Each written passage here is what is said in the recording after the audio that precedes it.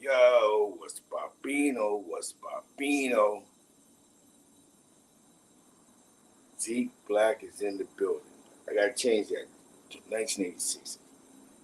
Um, Zeke Black is in the building. Salute the East Harlem, man.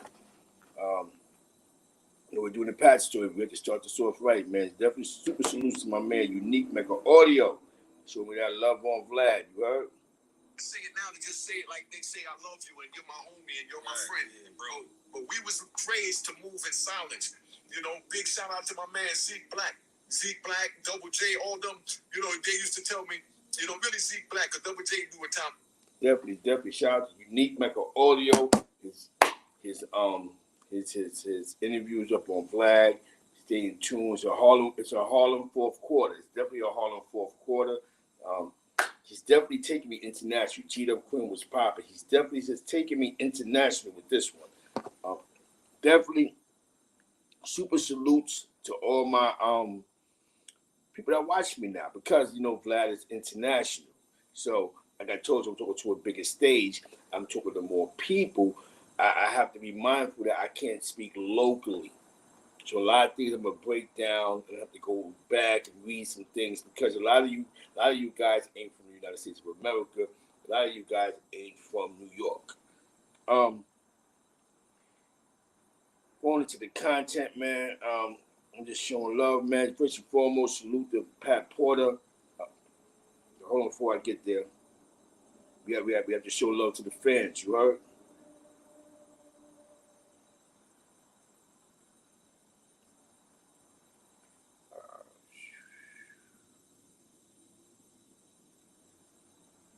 Salute. It says my top geographics is the United States, United Kingdom, Canada, Australia, and Germany. Those are my top geographics for the last 28 days. So definitely super salute to all you guys that's in Germany, Australia, Canada, United Kingdom, and the United States of America. Definitely Cam Stone was Bobino.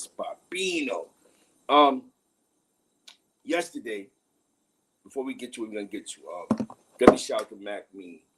We're doing Pat's story, and I think we got a little sidetracked with the AZ, because we spoke about AZ a little too long. This isn't about AZ ratting at this point, telling. It's not. This is not the story. This is Pat's story, and just gonna stay on course with Pat's story. AZ did what he felt he wanted to do and what he needed to do. That time has gone by, and that's just it. You know what I'm saying? You know, people look at it when they want to look at it, but things have changed. As we noticed, everybody don't hate him. You know what I'm saying? Even the individual that was upset with him, Kevin Childs, only called him the worst thing in the world because of a situation with his case, not because what happened with Doug. So you know what I'm saying? You know, Pat's story is so unique. We go into 1986 though. Before we get there, new developments, a rapper called Gunna, some young rapper out of ATL. But this ain't the first time I've heard his name is something weird. So I believe this is the second time. He pled to a case, got out, supposed to be getting out, and he got out on a state RICO case. And he got like 5 years probation time served. I guess that's how they give it up in Georgia. You know what I'm saying? I don't know. I'm not there, but I seen the information on academics, and I also seen the information up on let me see something. I seen the information up on academics, and my man Infominds, my brother, he posted something yesterday. It was something from I guess 1090 Jake posted something. 1090 Jake drops new Gunna paperwork detailing he will testify truthfully if asked as part of the special release conditions. So I guess according to 1090 Jake, he will testify truthfully if asked as part of his special release conditions. Infominds, my man Infominds. Live from the death of Infominds. Live from the death of Infominds. So people So info mine writes, so here is the paperwork credit. 1090 Jake. So people can stop the speculation. This is basically the state of Georgia version of a federal 5K1 agreement. You will have to admit to whatever crimes you are involved in or committed, be incriminating to other parties. Oh well. But it does say he has the right to plead the fifth. So there you have it, black and white. Let's talk about it or not. So now he may have this plea does open the door for him to plead the fifth. But he may have to get on the stand to have to do that, to plead the fifth. So, we're just gonna see what's gonna go on with Gunna. This is actually the paperwork. The transcript. You can see it. Let's take this transcript. I posted it on my IG. This is the transcript. This is the paperwork. 1090 Jake. So that's Gunna's situation. Young Thug's in court right now. But somebody else also pled out. I guess the second person in charge of the gang. He also got the same type of deal Gunna got. So this plea is running around. So I guess if nobody goes to trial, we'll never know who's going to actually not plead the fifth or not. You know what I'm saying? That's the whole thing. Is he going to plead the fifth when he get on the stand? Because they're giving him that right to do it. That's according to the desk of 1090 Jake and Info Mind, my boy Timbo. The state of Georgia, they got their own RICO situation going on with the RICO, those camstones in the building. But let's get to the get down. Let's get where we need to go. Definitely shout out to Harlem. What was going on in 1986, right?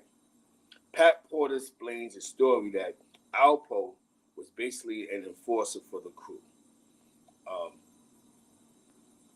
That makes sense. When he went to the West Side, he was definitely, his name is ringing bells and a lot of beefs, a lot of dramas. He was the go-to guy. He stepped up to the plate. It was too much money for him not to step up to the plate. I'm not saying the guys that was around A wasn't like that, but Alpo, he took the opportunity. He took an opportunity to put himself in a better position. But by the time it hit 1986, the streets is changing.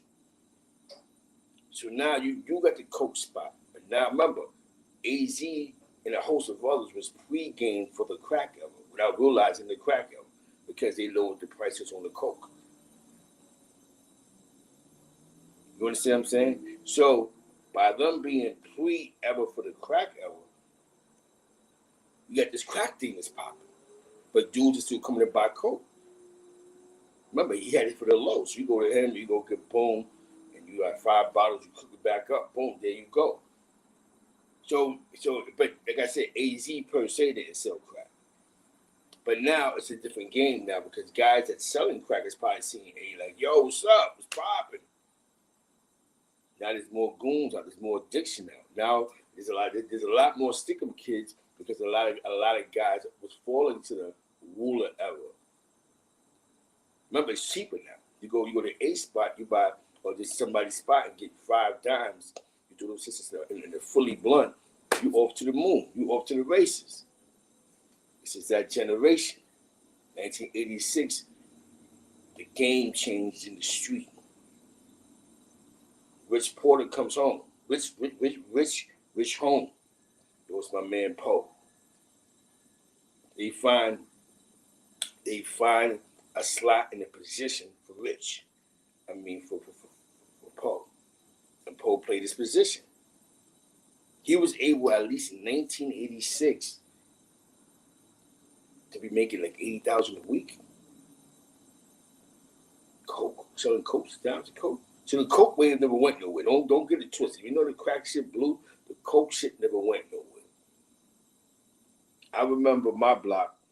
They had opened up across the street from the bus barn. They tried to open up a video spot that was like a coke spot. The police wanted kicking the doors and whatever the case may be. It's 86. In 86, damn, '86, there was a damn. That Black Park shit was crazy. In '86, yeah, Black Park was crazy. Down the hill was crazy. Crack was crazy. The hill hole wasn't even open in '86. Dudes was hustling on Third Ave in 1986. The D was still popping on Third Ave. In my projects, it was a chick that was getting some money. We was like graffiti. I was like graffiti on the walls in Spanish Harlem. Whoa, this is damn 1986. I remember it was New Year's. I remember New Year's. Me, Harry, rest in peace, my man John. We was drinking what's that shit, man? Cisco. It was on New Year's. The first time I ever drank was on that New Year's. We was drinking Cisco on that New Year's. Crazy. We was drinking Cisco. It's me, Harry, my man Taysom, my man John J. So, some of the things that happened in 1986 was the New York Mets won the World Series. The New York Mets, right? Hold on one second. Go to the archives.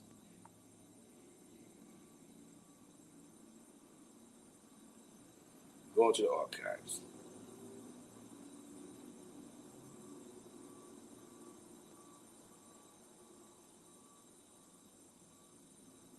New York Mets, 1986.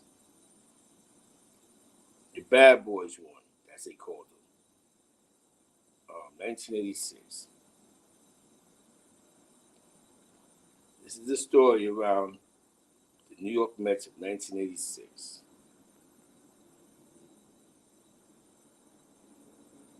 The New York Post. The New York Post is what they said. The New York Post. Doc, Dwight Gooden. Doc Gooden wanted the stuff that killed Len Bias during depths of drug addiction. Doc Gooden's drug troubles with the Mets got so bad that he once asked the dealer for the stuff that killed former college basketball star Len Bias. Yes, he died of cocaine, Len Bias. The 1985 Cy Young winner revealed that while detailing his drug use again in the upcoming ESPN 30 for 30 documentary about the 1986 Mets entitled Once Upon a Time in Queens. I remember when Len Bias died. You see that? And for like the first 4 or 5 hours, it hits you. Wow, that could have been me, Gooden says in the final episode of the 4-part series, which was screened by the Post ahead of its ESPN premiere September 14th or 15th. But then the sickest part about it was you go to your dealer and say, give me that Len Bias stuff. Versace was popping. This is Dwight Gooden right here in his heyday, 1986.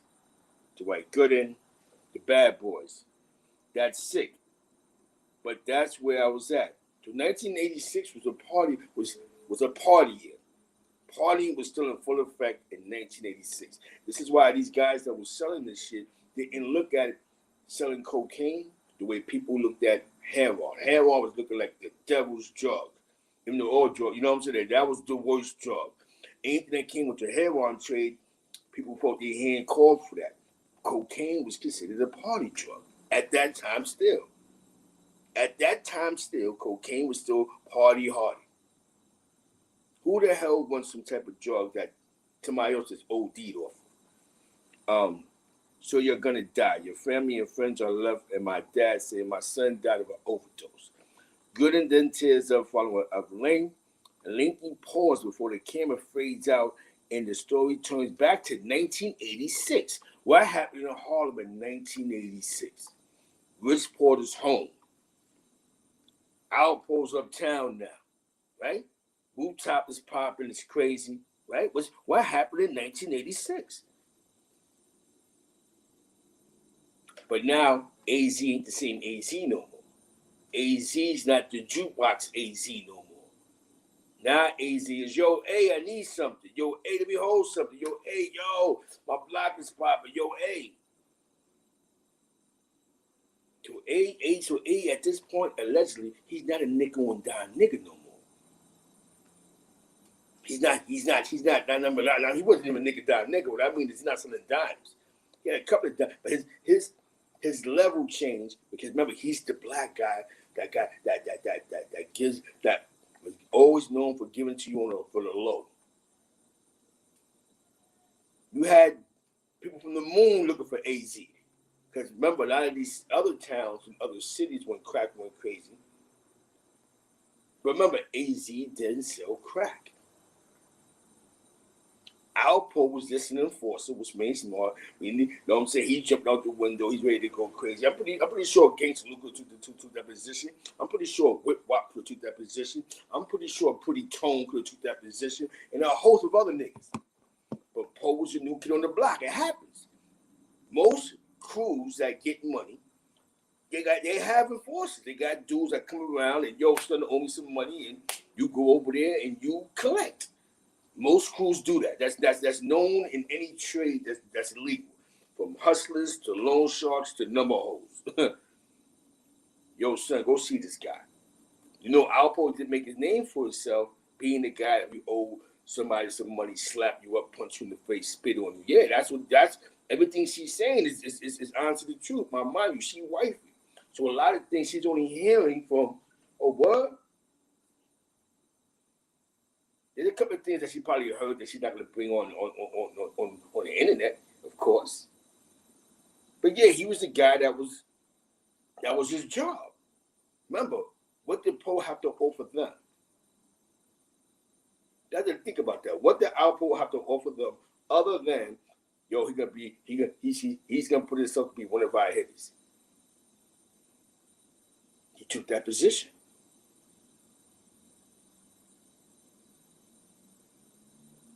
Gave a guy, he gives somebody, you open the door for somebody to make $80,000 a week. Remember, he worked for AZ. He didn't work for Rich. Remember that. He didn't work for Rich. Rich bought Poe to A. Yo, what's up? Poppin'. You know what that must have meant? For him to bring Poe to A, that means he didn't have a position for Alpo in whatever he was doing. It wasn't a position for Poe.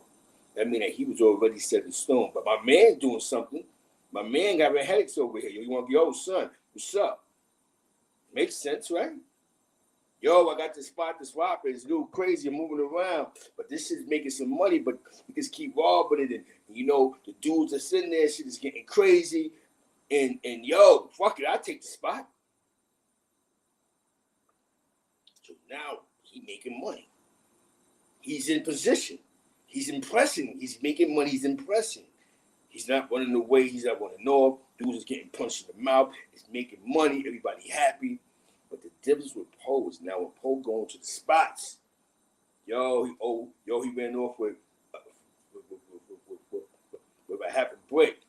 Yo, son, what's up? Ding, ding, ding, ding. Yo, what's up with son over there? Yo, son, OA, boom. Yo, Rich, yo, son, yo, Rich, this nigga right here keep playing with me. So he planted himself in a good position. Just like Pat said, he planted himself in good position. He was a nutcase. He was a nut job. He's a guy that they said, be riding his bike, kick the police, high-speed chase. Alpo sites hitting the 8th Avenue, Manhattan Avenue. Yo, they go Poe, yo. So, of course, he made a name for himself over there. Yo, peace, peace, peace. We in 86, the New York Mets. Listen, New York Mets, you hear the baseball players. They're talking about like it was fashionable. New York Mets, they won the World Series. That was something big. If you was watching baseball that year, they came back and they beat the Houston Astros. Mike Scott was the pitcher. He was their star pitcher. Then Bill Buckner with remember? The ball passed with the Mets. That's how the Mets, they beat the Boston Red Sox and took it to the top. New York Mets, 1986. What else was going on in 86? Was crack an epidemic then? Let's talk about it. Let's get there. Let's get there. Because remember, he's getting coke money. He's not even getting crack money. The spot he had was a coke spots. Any spots A had was coke spots.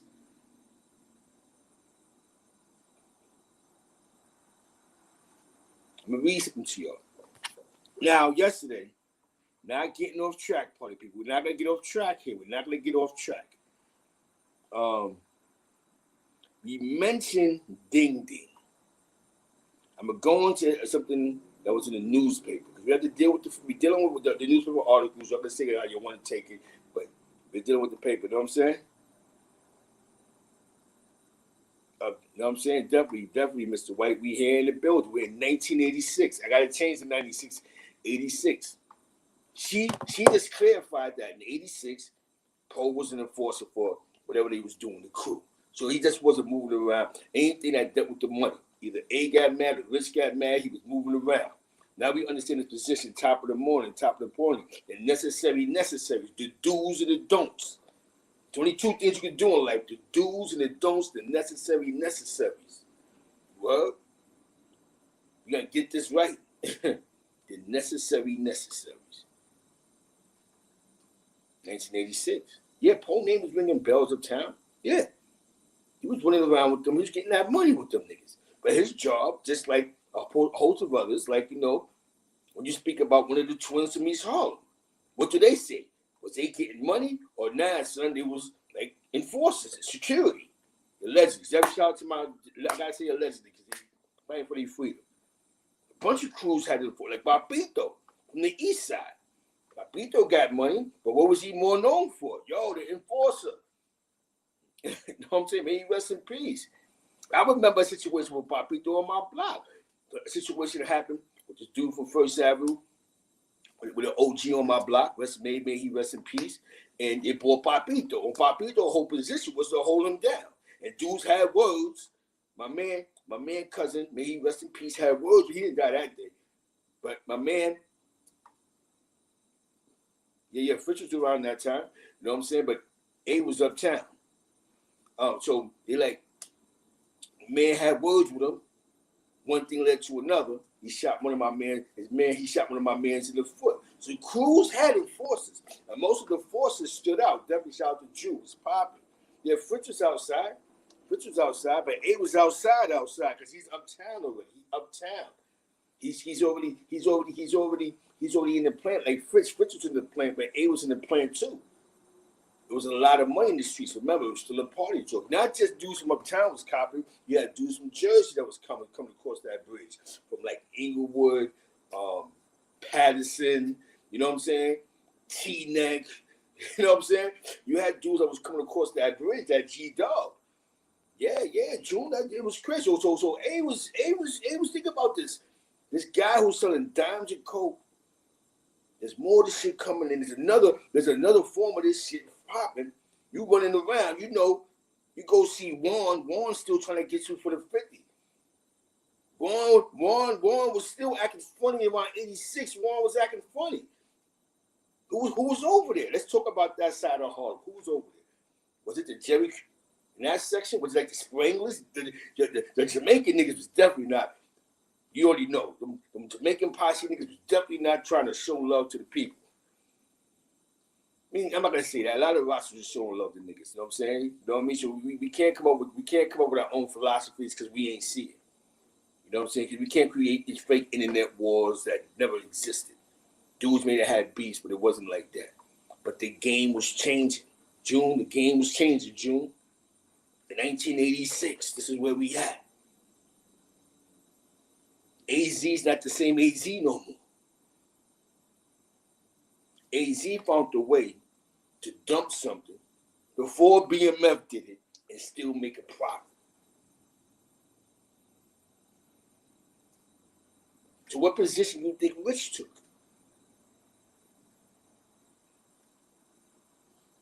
You think Rich, he came home, the heroin trade slowing up a little bit, it's not the same no more? How it was before I went? We got this coke shit, but this crack shit is crazy. Rich come on the block with the brand new car with a chain on. Yo, Rich, what's up? Yo, what's going on? Yo, son, it's the other day I'm getting money in North Carolina. Yo, Rich, what's up? Rich know a million niggas. Yo, hey, what's up? Or whoever, boom. He getting money now. I can't tell you, I'm not going to sit here and say that Rich Porter was doing business with Fritz because the story of 30 kilos. What I'm going to say is they ran a well-oiled machine. Think about it. preacher on the payroll to keep things safe. When you hear the stories of Darryl Barnes, what he said, yo, on my block, I come outside, I see Poe and Rich on preacher block. How many hustlers were scared to stand on preacher block compared to them that's out there chilling? So there had to be some type of business between those two men right there. Everybody that deal with enforcers is not getting extorted. Sometimes it's good for the business. A lot of you guys don't realize that a lot of times it's good for the business. Like exactly 95% of the time. I'll make you my partner, but you're going to take care of all my dirty work. You're the one that when somebody put work on the block, you're going to punch them in the face. You're the one that when somebody runs off, you're going to chase him down. That was Poe's position. Then Poe goes meet some chicks and, yo, you come to D.C. Now, Poe could have been went to D.C. with niggas. He could have went with Daddy and them. He could have went with Heck and them. He could have went with anybody from anybody. But he found his own way. But that's Poe's story. But when he went to D.C., they or Virginia, wherever he was at, which didn't follow. We getting money in Harlem. Duh. Think about anybody who ever said they really fucked with Rich, how Rich was hitting. If they was getting money with Rich.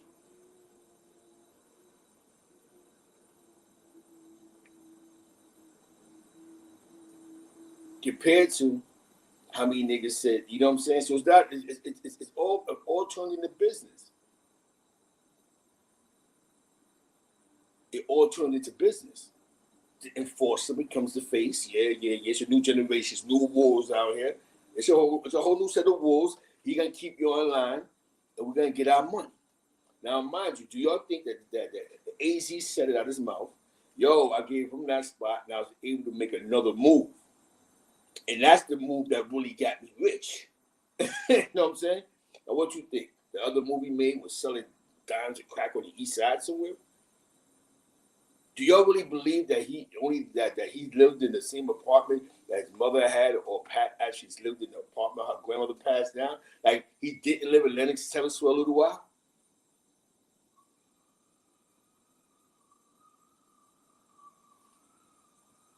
So Pat's being well versed here. She's being very well versed here. But in '86, the games begin to change. AZ is not the same AZ no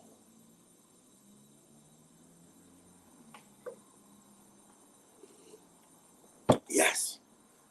Mac Daddy A ain't the same AZ no more. He's not the same A. He's not whatever he used to be, he's not him no more. But he's staying in his lane. Everybody eats, I'm good. My prices are so low, you can't beat this.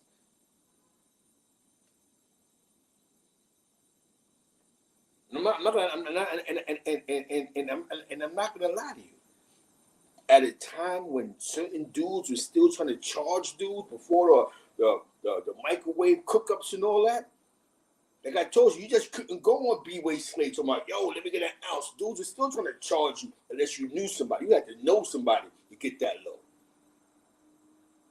If you just walked up like it was in 88, like 1990, and everybody went, oh, Bobby, what you want? You got the watch and all that shit. What's it doing that shit?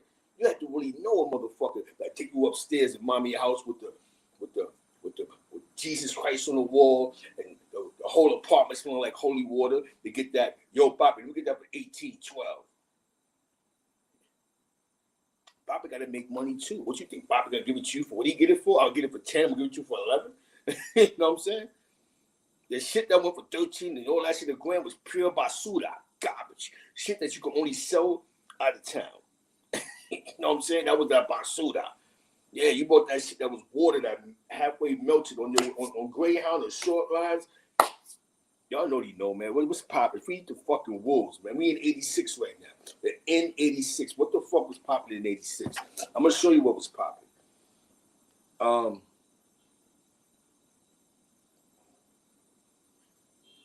of course, the New York Mets had a cocaine party, right? Boom. Now we're gonna speak about what sneakers was popping. Delta Force, 86, was it the Deltas? 1986?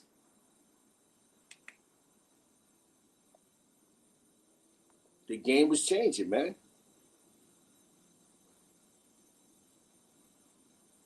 1986. Get to the sneakers. What was fashionable? Oh yeah, this is 86. Oh man, we in 86. We in 86 right now. Remember the Patrick Ewings? Remember your man Pat? The Ewings is popping, Scott. You know what I'm saying? Remember the Ewings? They was popping. The Patrick Ewings, the blue and orange joints. Was popping in 86. Let's get there. The Jordans. Remember the Jays? 86.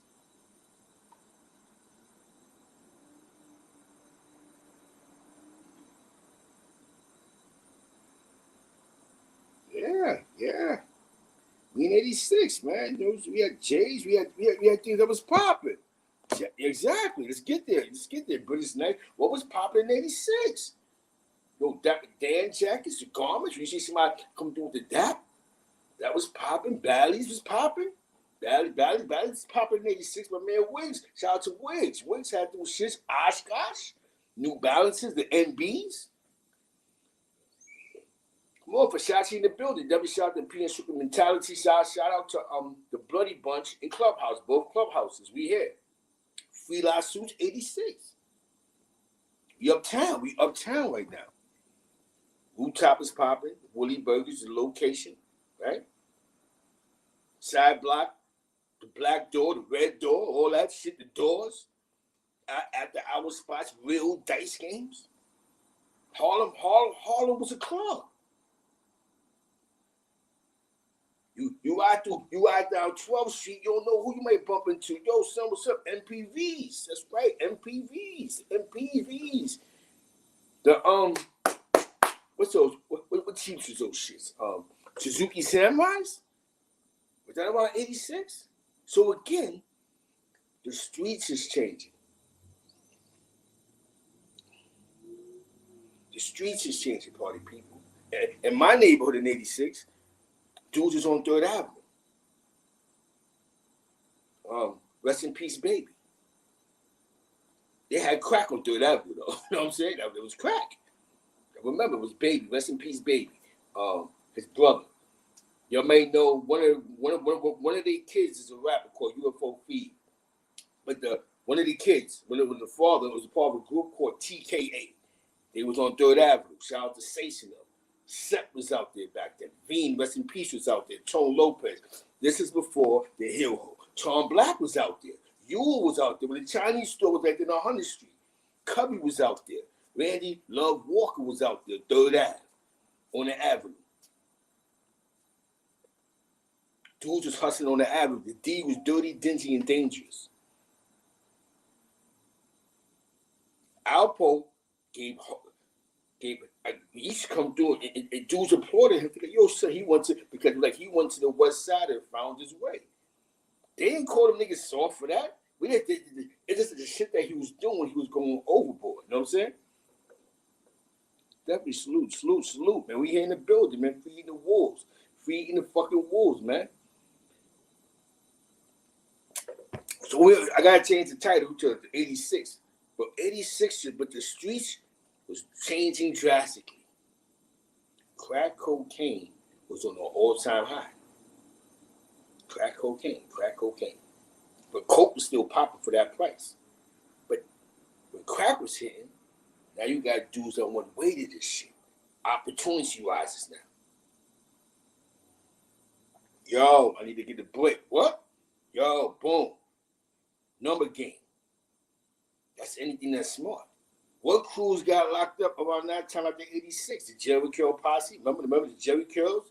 A lot of dudes was catching those type of cases in the 80s. KB Kong, that blocks like where KB Kong was at.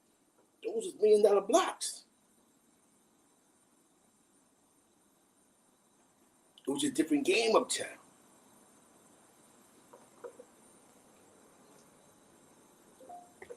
House on the Hill, I noticed that.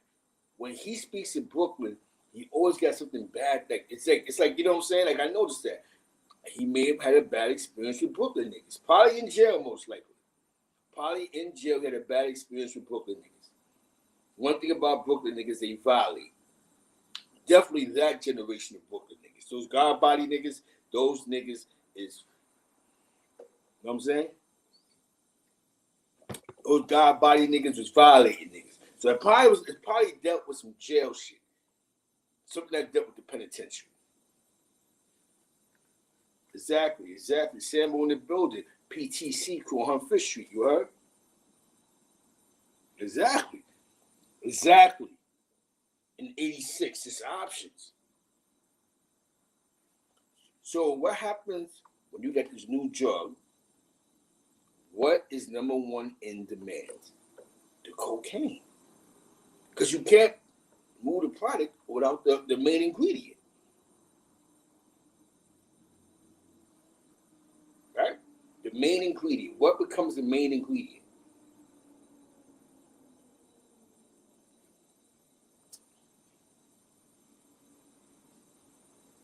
You know what I'm saying? What becomes the main ingredient? So you need this. So now you know a lot of dudes they just wasn't going to Juan and Jose though. Let's go see AZ. AZ got the dime. Even motherfuckers who didn't know who AZ was trying to flag him down. Yo, I'm trying to get 100 grams. I'm trying to get a big eight. I'm trying to get a 6 deuce. All that money coming to the table. So I'm trying to get that. They don't just have to get what I'm getting.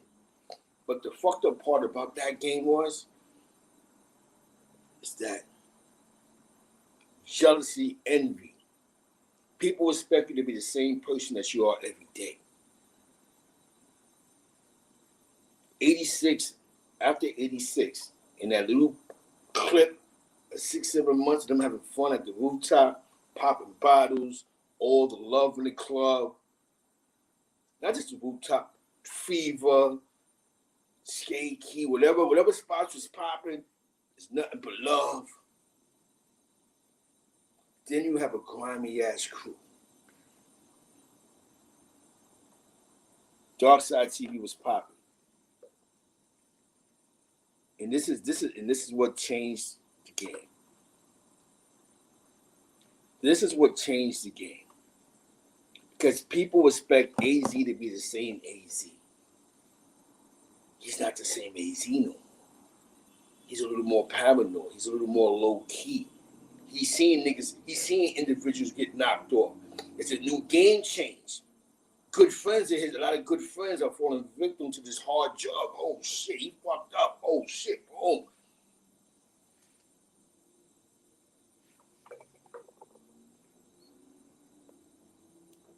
If you wanted butter, you was paying that price. You know what I'm saying? If you wanted butter, you was paying that price. Unless you had a plug, you was paying that price. Because nobody's giving it to you for their price. You know what I'm saying? So if you got it for 10 or 12, you might have dumped it. If you knew somebody that was really your man, you might have gave it to you for 18, 19, or 17. But if you just a random nigga on the street, unless you want to, who buys a brick randomly? You know what I'm saying? That's the question. Who's gonna go buy a brick randomly? You know what I'm saying? Yo, I'm gonna go to 135th, walk down the block. Yo, let me get a brick. You know what I'm saying? What? I'm gonna take your money. He gonna put half real, half fake shit in the bag of hair, Poppy. Do I think Alpo probably was upset that A and Rich wasn't interested in DC? Probably was. Because having them there because now you know what happened? Probably was. Because why not bring the plugs? The guys that got the actual access. And that goes into the story of Alpo. It was the access. Think about it. Him going to DC, he was still doing business with them, even if he had to re-up. It was still business, but he was doing business. Check this out. But he was doing business with Rich. Here's what he's saying. Him and Rich was doing business out of his mouth, but him and A wasn't doing business. His beef with Rich was, yo, Rich was beating me. He was beating me. So he was beeping Rich on the come up. You'll go see Rich on the re-up. So that had to mean something then. So having him there would have been like he was okay with being a worker, but now he's forced to be a boss. Some people are okay with being over-exaggerated workers. Because if they're there with him, then he don't need to re-up. He just get to work and you do what you do. No, we not going out there, bro. You do your own thing. You good. So now you're forced to become this. That's why he said he became a DC nigga. Because now you're forced to become your own man. You can't be us no more. You can't be flashy. You can't be riding bikes. You can't be just slapping niggas. You gotta be you. Because they made a conscious decision of going, now, why leave New York for? But why would A leave New York? Why would Rich leave New York? You're making $50,000 a week, $150,000 a week. Why the fuck am I going out of town for? I might as well stay home.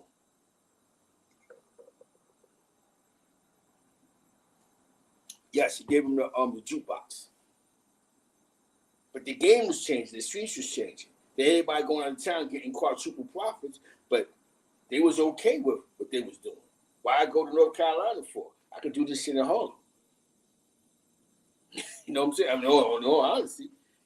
Why I go to Mississippi for when I could just do all this shit right here at home? But the streets was changing. Now, hold on, party people. I got a couple good notes right here. If anybody want to jump up here, and, you know what I'm saying? Because Pat was being well versed here, and she's definitely breaking the timelines down. And I think the timelines is very important. Now, here go the change of the drug game.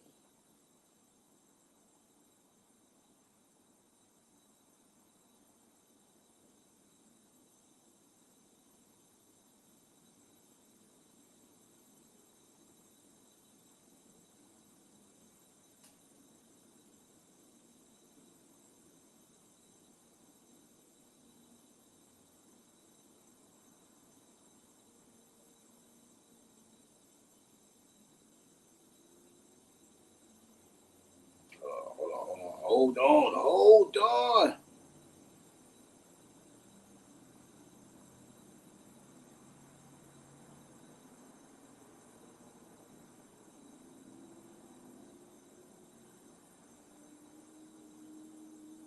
All right. After 3 years, listen to this. This is the New York Times.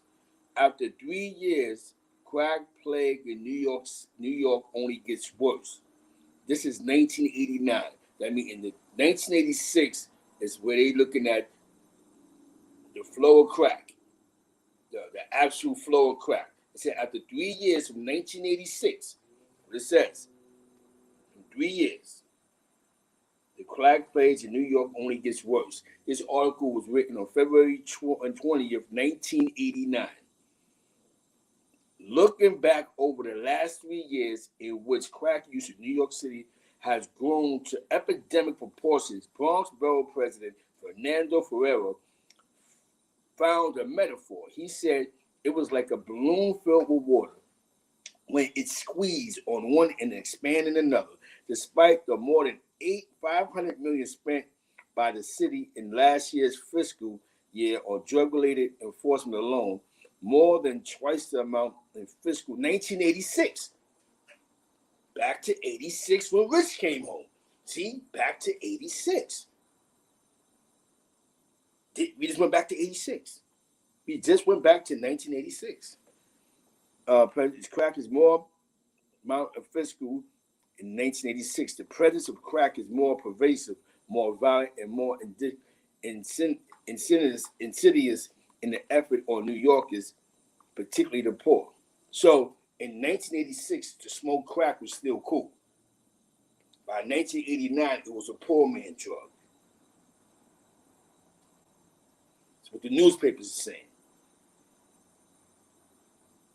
See what I'm saying?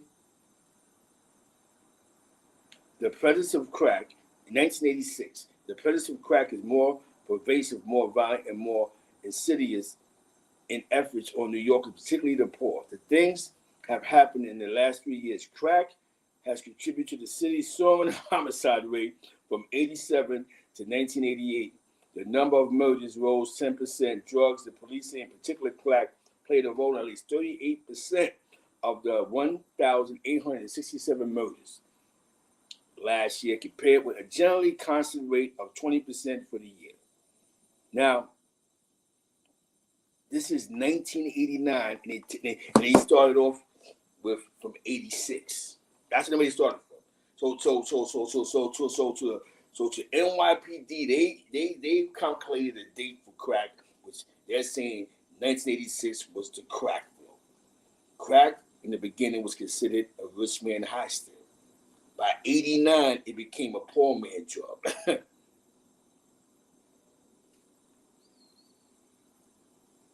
Don Rico was popping, feeding the fucking wolves. Feeding the wolves. The murder rate went up 38% from 86 to 89. Now, what was Mac 38 doing?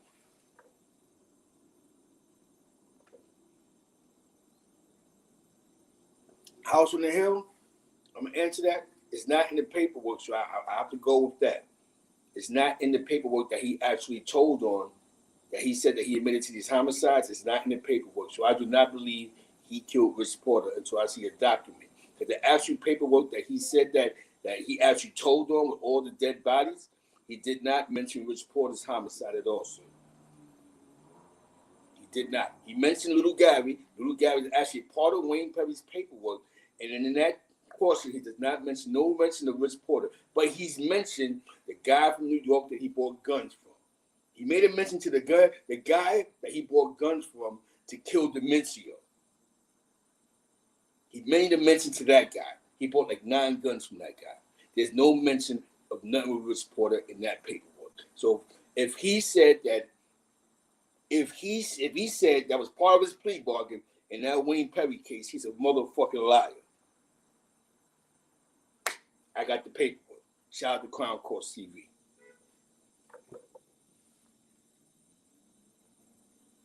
But it's up in the air. You guys can believe what, going by his words on a K-Slave mixtape, he said he killed Rich. That's what he said. I murdered the nigga Little Gary, my Little Gary did it. He told on Little Gary in Wayne Perry's paperwork. I have the paperwork. There's no mention of Rich Porter in the paperwork. There's a mention of the guy from New York that he bought guns from to kill Demencio. The Demencio murder is actually documented. The guns that killed Demencio came out of New York City from murder. He actually gave a name of the guy he bought the guns from. So no, he lied about that. He lied about that. Now, do I think the family knew about that lie? Not at all. They just went by what was being said to them.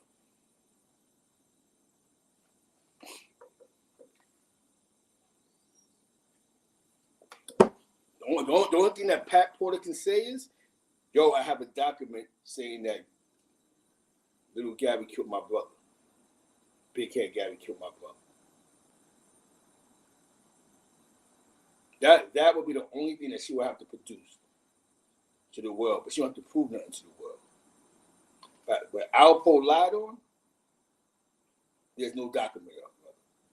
Because, not getting off track, he said the paperwork that he actually told on with the bodies that he didn't want to get the death penalty for, there's no mention of Rich Porter. There's no mention of Rich Porter. None at all. The actual Alpo organization paperwork. If you would like the paperwork, my IGs,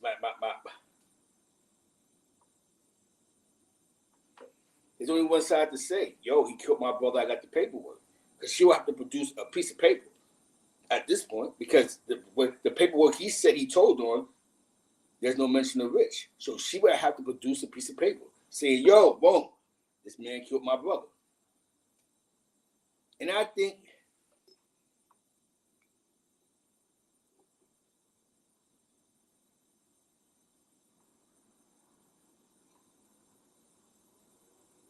You know what I'm saying? Yeah. My IG is ZekeBlack131@gmail.com. She would have to produce that piece of paper to show the world. Like, not that she's to point the pool to nobody, but yo, I got the paper right here. Yo, this man killed my brother. But the paperwork that Alpo said that he told on to save his life, that dealt with Wayne Perry, there's no mention of Rich Porter.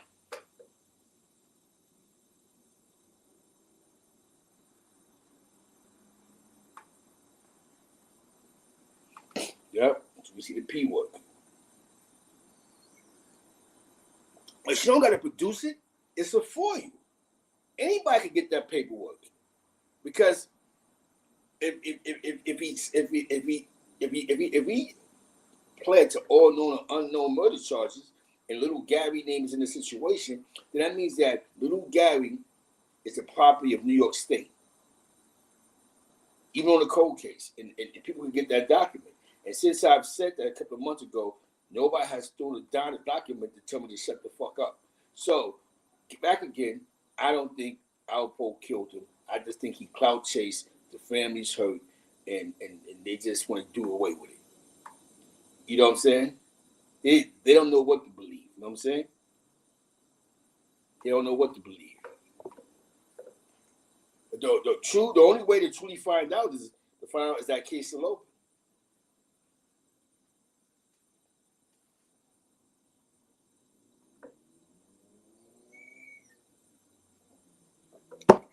Exactly. So you understand what I'm saying? This is a weird situation where she will have to produce the paperwork. And not because y'all take it for him just being a real one because he made it all this stuff. He's told and he did that, and he did that, and he did that. But y'all never seen the paperwork. You don't even know what he told on. He said a couple of situations. There's a couple of situations that he mentioned.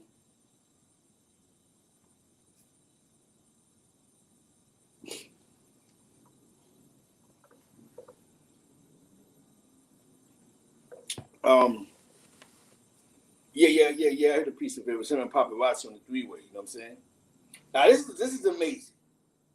They're saying that paparazzi and his son, but the way that the conversation sounded, like he had a respect for the way paparazzi was talking on the phone. Like, go chill and boom, boom, boom. And so,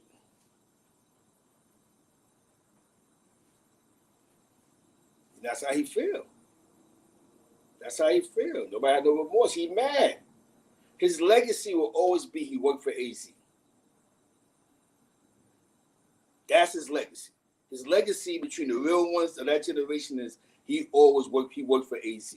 Yo, what was Poe? That was their enforcer. She was being light. She was being light by the saying he was enforcer. She's supposed to say he was a son doula to them niggas. You know what I'm saying? He jumped out the window. But she gave him a better title. Yo, he was an enforcer for the crew. That's what she's supposed to really say. He was just somebody that was jumping out the window for them. You know what I'm saying? You know what I mean? You know what I mean? You know what I mean?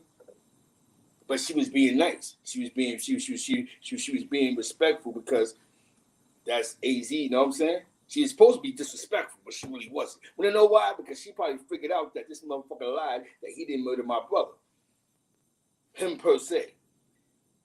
But only they know the truth, man. And I'm just happy to see that Pat's telling her story.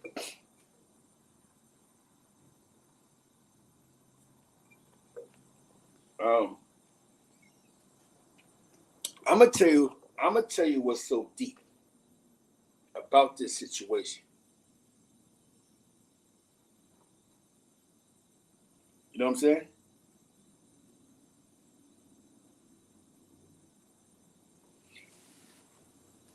He had a name. Look, a bunch of people had a name for themselves. Everybody had a name. A lot of them dudes had names for themselves. But it doesn't mean that he was making more. He AZ was all right without leaving Harlem. Remember, AZ never left Harlem. Let's keep that in mind. Now, Terrain Hicks, that's what you want to go with, then you go with it. But I know what I'm going with. You know what I'm saying? There's not really a difference. He went to DC and did what many other niggas did. What you think? He's the only one that was reading? What you think? Dementia wasn't reading up crazy? You don't think Heck was reading up crazy? You don't think Daddy was reading up crazy? There's a bunch of niggas that was going down there doing the same thing he was doing. Yo, let me get 10 breaks. Let me get 15 breaks. It's just that he went and did something. He had a name for what he was doing in New York, fucking with them. But he was fucking with them. Remember, his actual name again, and I'm going to be real versed here. Alpo name is about niggas he's around. Not saying that he ain't put no work in. But even on the east side, when you mention Alpo, Randy Love. When you mention Poe, Randy Love. West side, yeah, Rich, hey. DC was the only time he made a name for his own name, and what happened? He told on Wayne Perry, you know. His only time to have his own image. I'm not even shitting on the nigga because he's dead. I'm dealing with the facts. On the east side of Harlem, yo, what's up with, yo, Alpo, Randy Love, who's that? His little man. Huh? Yo, West Side, yo, West Side, yo, what was Poe doing on the West Side? Man, yo, he was working for AZ at the spot.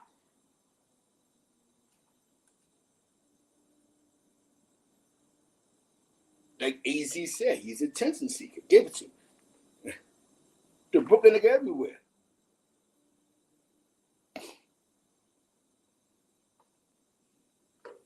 Yeah, you can say out of town, but dudes do that out of town true school. That's when you were out of town back in them days. And I run out of something, and I'm not trying to come back to the town real fast. Of course, I'm gonna go holler at nigga, yo, son, what's up? Yo, let me get, I need a half a brick. I need something. A bunch of niggas do that though. You understand what I'm saying? True school. That's just not a.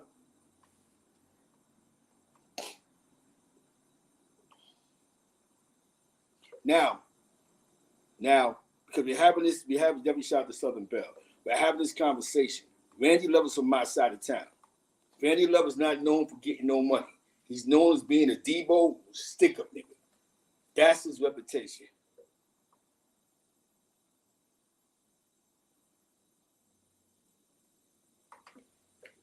I know that's his story. The paperwork don't say that. The paperwork says that him and Demencio had a problem over getting money. Demencio's being hard-headed about a spot. Whatever he was at in D.C., they had a beef over money. He said over a chick. That shit might have really happened over a chick, but the killing was really the money part. You know what I'm saying? Dudes is you can't get caught up in 40 laws of flowers. Believe me. Yeah, he slapped this girl. Yeah, he slapped her. But believe me, Poe didn't want to kill him for that. It's just like I said. You think AZ high? You think Rich Porter bought Alpo to AZ because he can ride bikes on 8th Avenue with his shirt off and pop a Willie's? Yo, let's give him a spot down the block. No, he served the purpose. That's Randy Love, Little Man. Now think about this. When you have a conversation in the introduction, yo, that's Randy Love, Little Man. Oh, okay, no doubt. So other niggas that just know, like, yo, son, that's Randy Love, man. So that's why he was really letting his balls hang. That's Randy Love, Little Man. So he has to represent now. He got to be this crazy guy. Why? He's under the Randy, the bloodline of Randy Love. Even when he went to the West Side, Deputy House of Pain, Deputy big up House on the Hill for the 4449 thing. Even when he went to them niggas, what was the introduction for dudes that didn't know who he really was? Yo, that's someone that riding the bikes on Chelsea. Yo, that's such and such. Yo, that's Randy Love's. Don't say that's Randy Love's little man. That's Randy Love's son. Not shitting on the nigga because we're dealing with the timeline.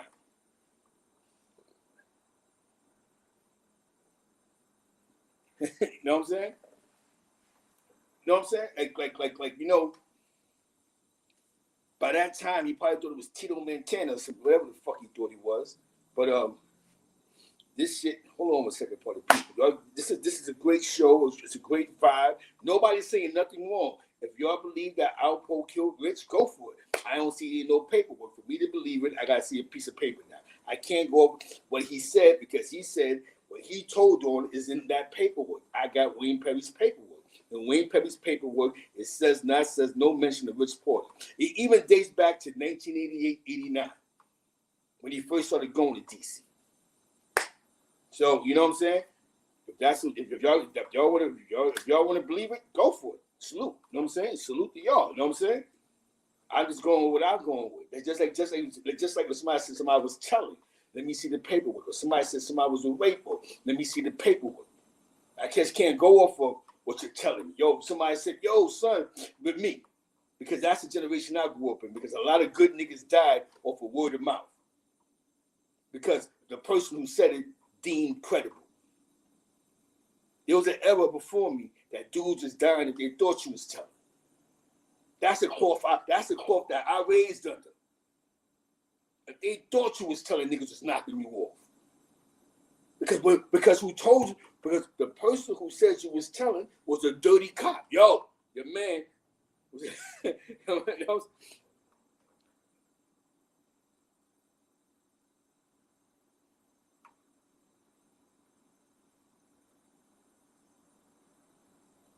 hell yeah. That paperwork shit was serious. Because dudes is paying cops. What you think somebody's going? Yo, dudes are telling boss, yo, I seen your man at the precinct. He was pointing photos out. Niggas was dying off of that. If the person who said that about you was credible. That's what y'all go with, the credible. But again, let's be respectful because that is Pat Porter's brother. And he did nothing wrong but just hustle. Everybody charged people over prices. People charge people over all the time. It's not the first time it's gonna happen. It's not the last time it's gonna happen. People will always. This is what niggas do. I don't know their business arrangement. Yo, he lied to me. But how can a man lie to you about business?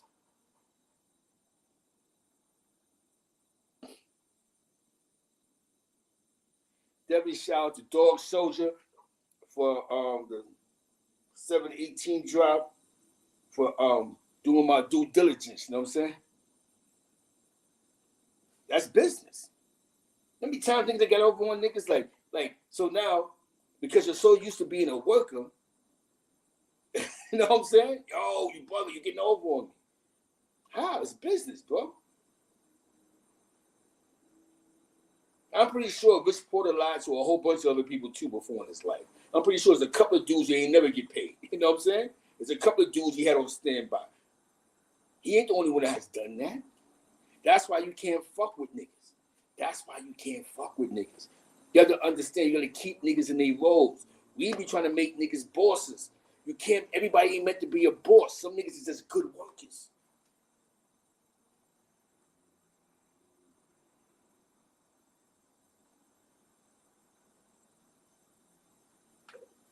That's a good question. Why ain't never mentioned that for? He wanted to give $100,000 up for you know what I'm saying, for Darnell. We know how that played out. Hold on, party people. And rest in peace to Darnell. Let's be respectful. We're doing our due diligence, the necessaries, and we're definitely doing the do's and definitely the don'ts. And what we're not going to do, we're not going to be disrespectful. We're not going to be disrespectful.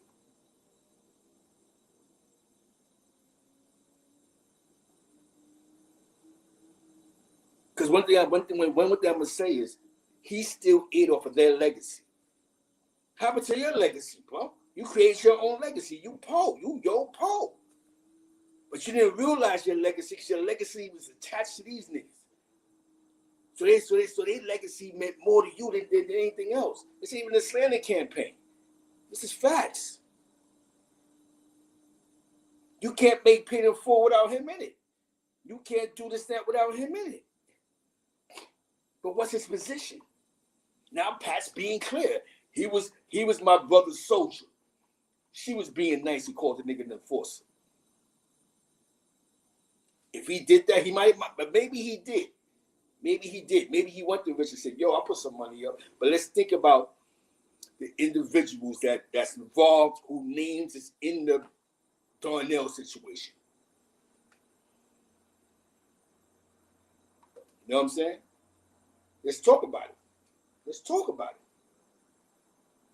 We're doing our due diligence now. We're doing our dues, right? We're doing our due diligence. We're not. He was an enforcer that was getting some money. But if you ever heard of niggas, they wasn't giving him weight. He was getting pats. He had a spot. That's like me running the spot. That's like on my block, niggas giving me a bunch of purple tops. I'm just a manager. He was an overpaid manager. That's all it was. He had the block. You ain't never heard of niggas say, yo, we was giving that nigga bricks in New York. We ain't never heard AZ say, yo, we was giving this nigga, we was giving him bricks for the East Side. Not saying that Poe wasn't making moves on the East Side, but we ain't never heard A say that. When he was in New York, what was he? The enforcer.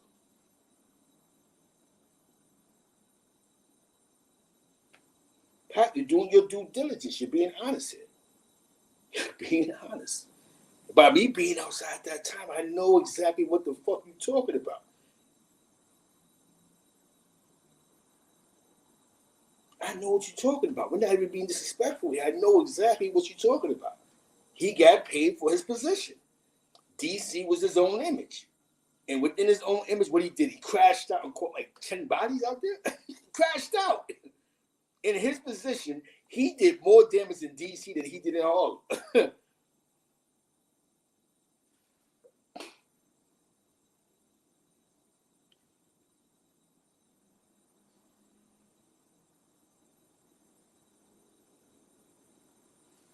Yeah. She's been in her bringing the timeline down. Like I said, this isn't a bashing campaign. Queen's Flip is doing a great job. Vlad's doing a great job. It's great. It's these conversations.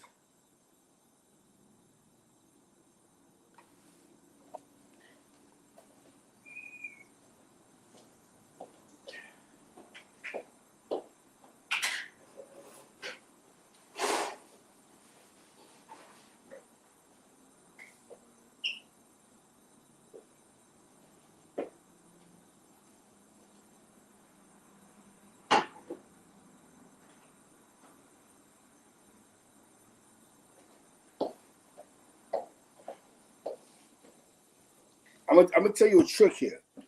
I'm gonna tell you a trick. Let's find out what year AZ. Definitely shout out to Dog Soldier for the $7 for the $7 drop. You heard? Bingo. Definitely shout out to Manny Fresh for doing his interview. Let me get back to the get back. What year did AZ get shot? Because this can explain it all. That's explain it all. But what year AZ?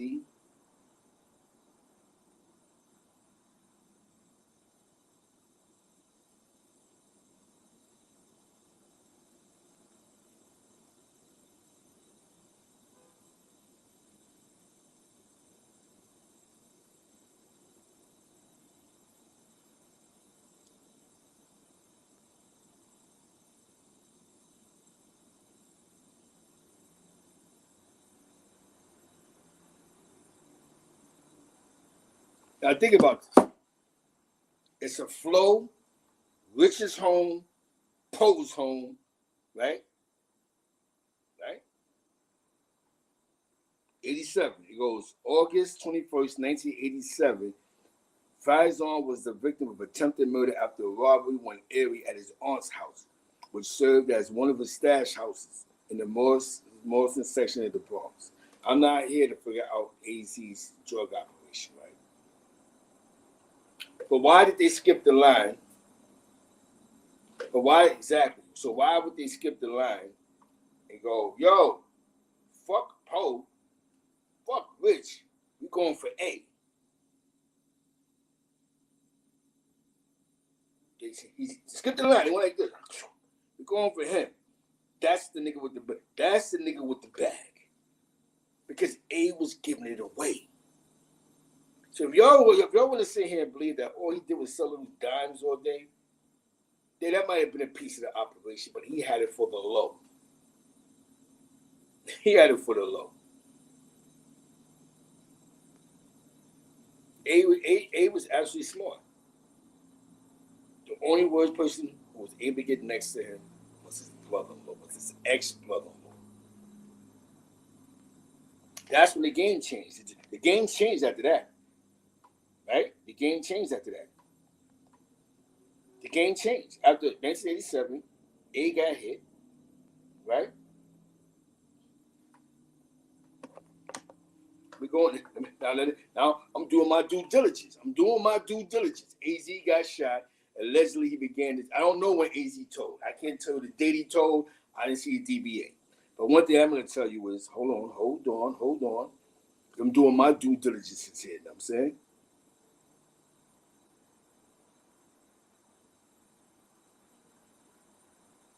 Wayne Perry. I got the paperwork, right?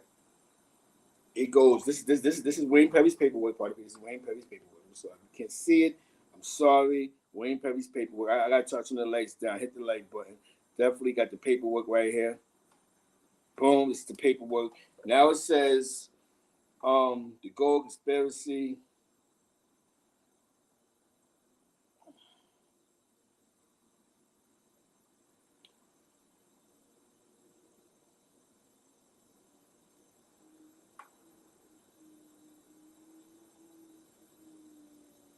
Hold on. He put a lot of people on.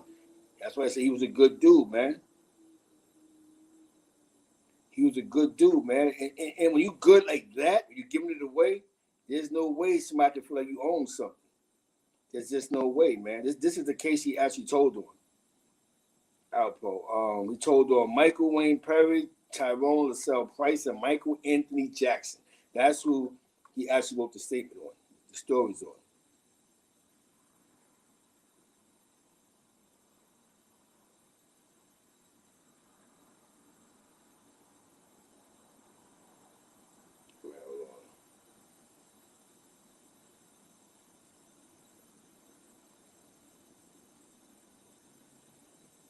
Well, taking this shit a little bit.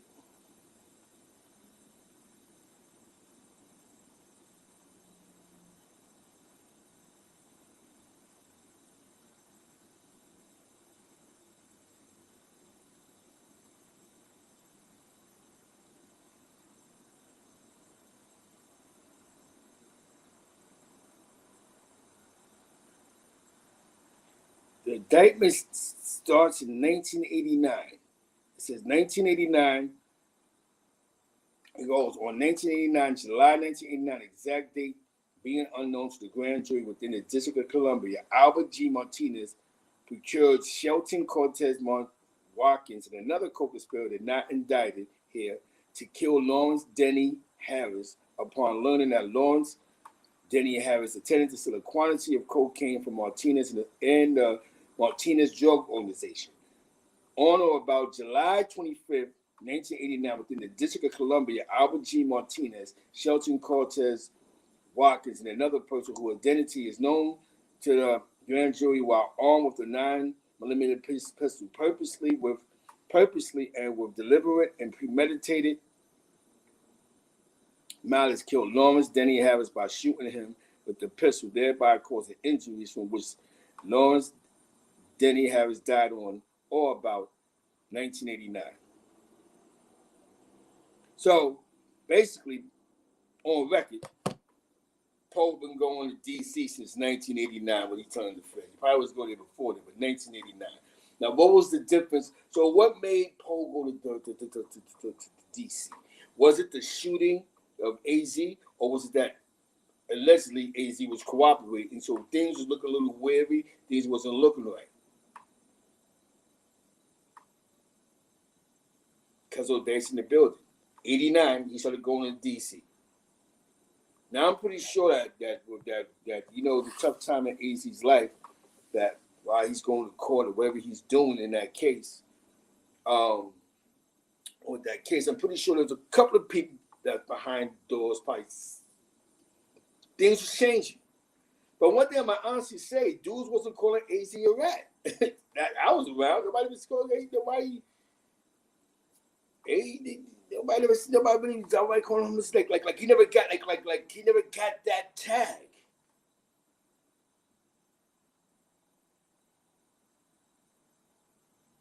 Yeah, he definitely told. You know what I'm saying? No, allegedly, he told. But he never got that tag. Really, like that tag, your A or rat. Like A was able to pull up to the club, the Woolly Burgers. You know what I'm saying?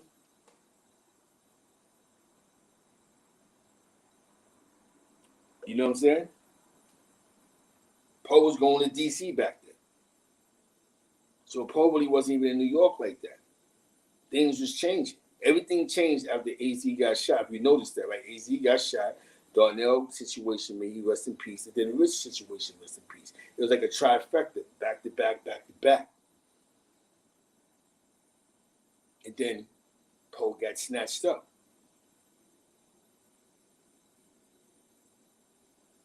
Feed the wolves. There's this very feeding the wolves. Now, I definitely like to salute Pat Porter. He did a great job. He's in 1886. I had to touch on 1986. I'm gonna play the show, man. Just Vlad, don't zap me, man. You know what I'm saying? Don't zing me. Shaq Garvey in the building. We're here feeding the wolves the best way we can.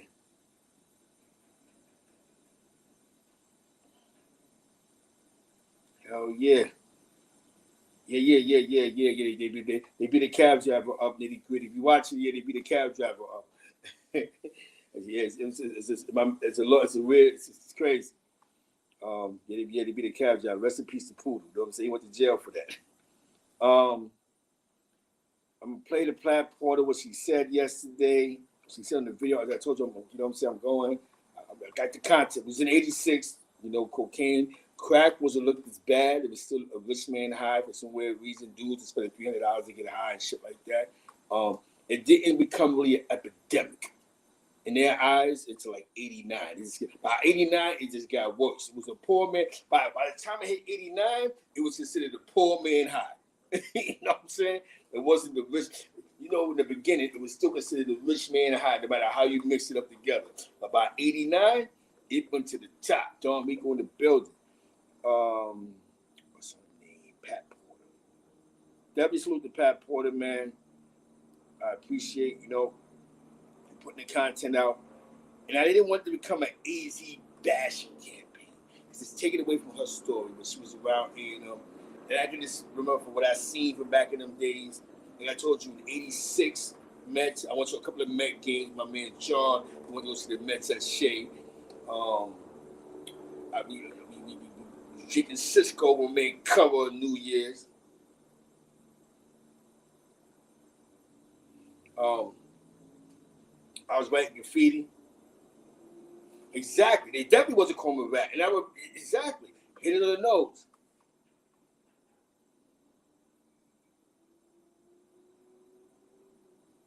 Yo, he never got the, be honest with you, he's never publicly got the rat tag until, from somebody that came from that era that was credible until Kevin Childs said it. That was credible in that circle of trust. Like dudes would be like AZ, a nigga tell you a war story, and then he's like, yeah, A, that's my man. They never looked at him like he told in that situation. If you ask somebody about what happened to A, a lot of dudes don't even talk about that shit, bro. They be like, nah, that's some crazy shit. You know what I'm saying? That mean A was really a good nigga. That mean A was really looking out for dudes, man. Cause you ask a nigga, you know what I'm saying? Yeah, but Ayers is from fucking, where he from? DC. You know what I'm saying? He didn't matter. You know what I'm saying? You're talking about a person that was in that circle of trust. A was still around dudes in the circle, you know what I'm saying? In the circle of trust. But Ayers and Christ ain't from Harlem. You know what I'm saying? He wasn't in that circle of trust. It's about dudes that was in the circle of trust, like the Vaughn Zips, the Big Daves. He was still amongst those wolves. You know what I'm saying? He was amongst those. I'm talking about not a DC nigga, not an out of town nigga. I'm talking about a nigga that was in the circle of trust. You know what I'm saying?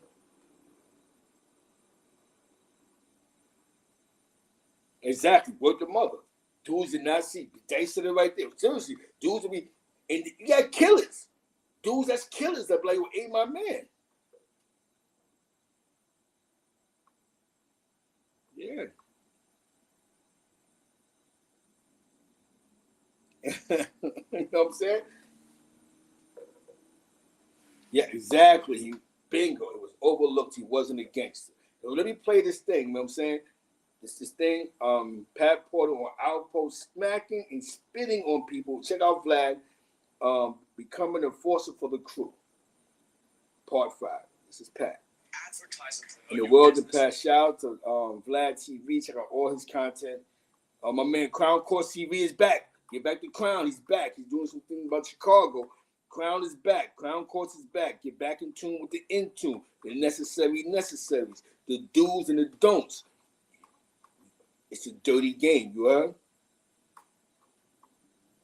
Like, why would he do that? Like, what? Like, shout out to Pat Porter, man.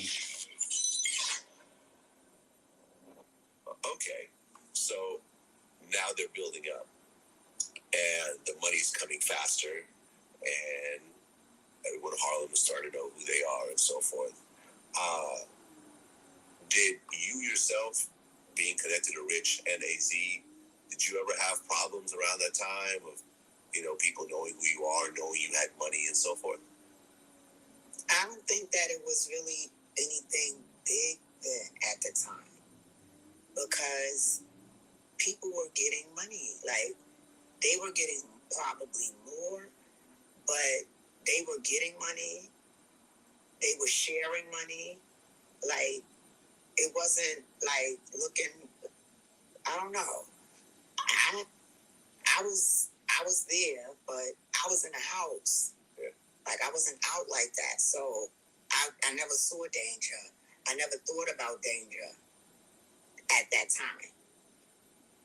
Well, in the drug game, you do have a lot of danger, and you have a lot of robberies. You and so learn forth. it. You don't. It's not a book that tell you that. Yeah. You end up having to learn it, or you see from someone else's experience. But it was nothing before us that I saw that I would be honestly. Yeah, I saw that so and so kid get. I never saw none of that stuff before.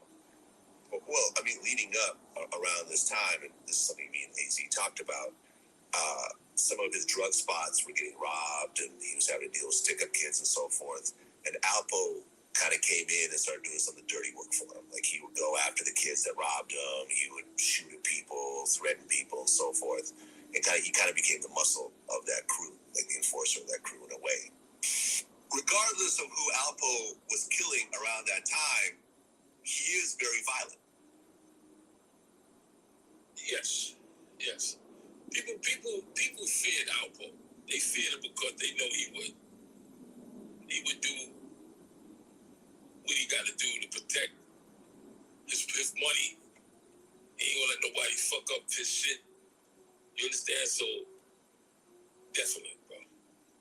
Did you know about any of this stuff when it was happening? Sometimes, like, you don't come home and say a bunch of stuff because I'm the woman in the family. Like, I don't want to hear that. But things that you do come home and share, like, I don't know. I just thought, like, why would he do that? Like, what? Like, I'm thinking to myself, like, I always felt like he did things to make himself look like the person that he probably wanted you to see him as.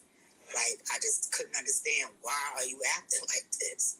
Why are you doing that? Like, I used to hear about him smacking people and spitting on people. I just didn't get it. It was just disrespectful to everybody, essentially. I don't know to everybody, because some people didn't, I believe. But to most, he was very disrespectful. Well, yeah, I mean, I heard stories where I think AZ mentioned how he would, like, drive, you'd have a motorcycle, drive by the cop car and, like, hit the cop car in the window, like, smash the window, then drive off. Stuff to gain attention. Yeah. Shit like, he used to just do shit, wild shit all the time, bro. Alpo's the type of dude doing his wheelies. He would kick the police car. Be on the side of the police, kick the police car so they could chase him. This is what he loved it, that attention, bro. You feel me? He loved it, that shit, bro. He just loved it. Wherever you go, he gotta let it be known Alpo's here. Alpo's in the building. I don't know, but I think that was a thing too, where they did like to be chased by the cops. Because Richard used to ride a bike too, and I saw other people in the hood riding bikes that the police had a thing for chasing them. 1986. Alpo, boom. I ain't gonna front. He was getting, but it wasn't sunning him. He was getting his money. Put you in the spot, you're making 20, 30, 40, 50. He said at one point 80,000 a week. Of course, I'm on go. He became a Randy Love on the West Side. You know what I'm saying? And at that time, the streets was changing, a whole new breed of wolves. He was in that position. Now, again, this isn't an Alpo slander campaign. We're just talking about reality. He worked for AZ with the packs. We get it. You know what I'm saying?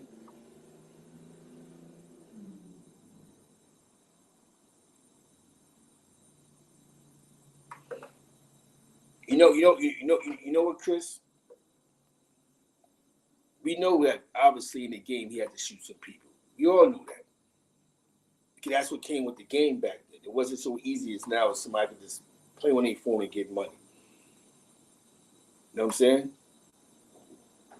She's just telling her story because Poe told his story. Remember, Poe told his story to now she's just telling her story. So I think that part should be respected. That she's able to tell her story, right? Now, she's saying what his position was from what she's seen out of her glass. So we can't get mad if she's being honest. Yo, he was just a guy that he brought him around and he was like an enforcer and he was working for them niggas. He was with them niggas, working with them niggas.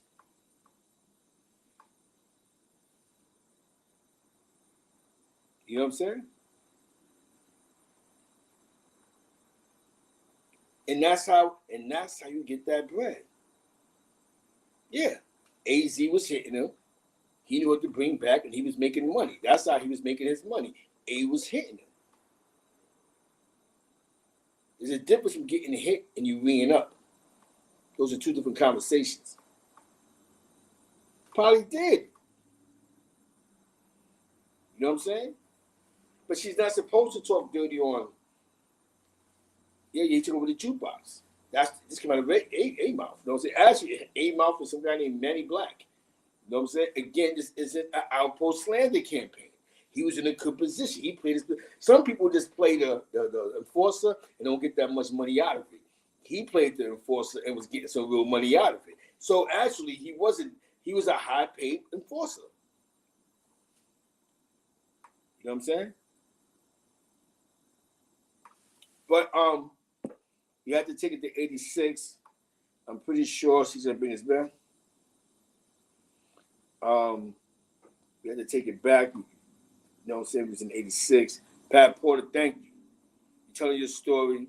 You're being very well versed. We're breaking it down. So now we learned three things today. The game changed. 86, crack wasn't looked at as a poor man drug until at least 89. So 87, 88, 89.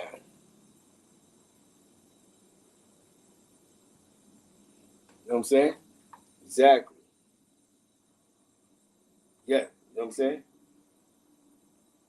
I'm pretty sure he did, but for some weird reason he was doing business with see what you just said right there. He claimed in his head that he was doing business with Rich and Rich was getting over on him or lying to him, whatever story he put together.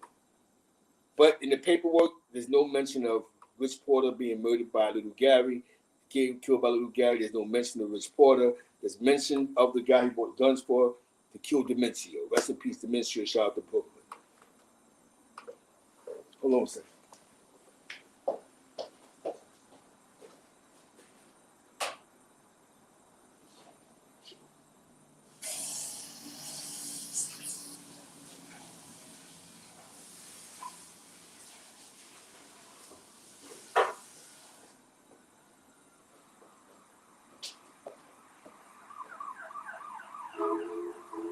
So, you know what I'm saying?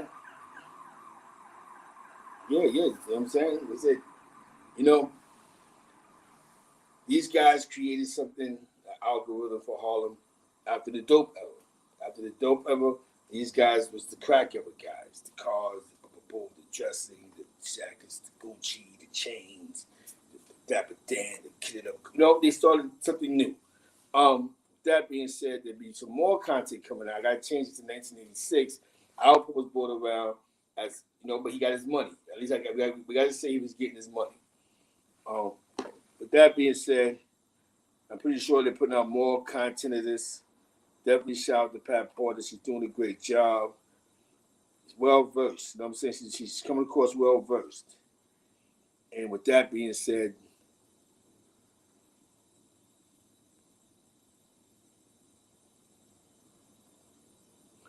nah, I put the wrong number. 1986. I put 1986. I got to put 86. I got the wrong thing on that. I got to change that. Let me see if I can change it right now. I said, oh shit, I put the wrong number, brother. I got to change that. Let me change it right now. Yeah, let me change it right now, man. I said, oh shit. Oh man, I said I played with this shit.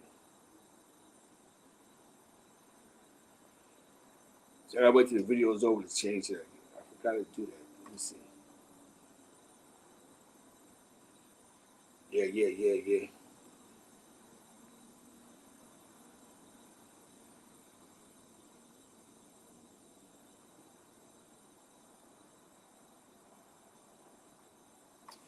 got you, Northside. I got you. I appreciate that you come and listen, man. I appreciate that, man. I want to do something on the DC Sniper too. Every shout to my man Bugs. You know what I'm saying? I'm gonna do something on the DC Sniper. You heard? Yeah, I'm gonna do that. I'm gonna get that. Got you, Northside. I got you. You heard?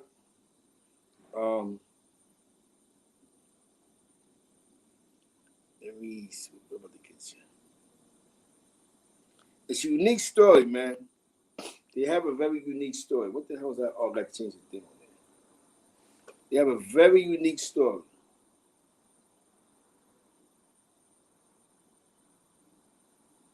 It's very, very unique, man. But with that being said, yes, I got you. With that being said, I appreciate y'all. And your Goose tomorrow was popping. Tomorrow, another episode. Pat Porter, the Pat Porter story. 1986. He was in 86, you heard? 1980. I got to put the 86 up there. 1986. Before we go, definitely shout out to my man Unique Mega Audio. You know, we done went worldwide, you heard? Feeding the wolves, man. Feeding the wolves with the necessary. Shout out to my man Corey King, too. We got a couple of videos out there. For y'all, you know what? Before I go, for all y'all that don't know, before Jay Slay from around the way, we had K Slay. No, Jay, before K Slay, we had Jay Slay. And K Slay, Dez, when I picked the name of K Slay and took it international. But this is the guy that was before K Slay. Let me get that.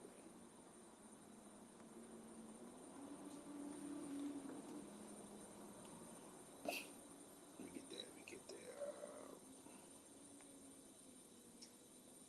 You know, this is it. W. Cuba was popping. Definitely rest in peace, K Slay. You know what I'm saying? Oh, let me get that.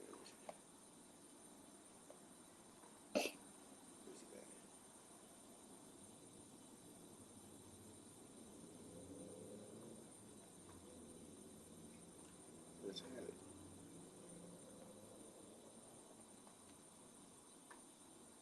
I just had it. It's rest in peace, K Slay. You know what I'm saying? Yeah, let's get back to the kickback. All right.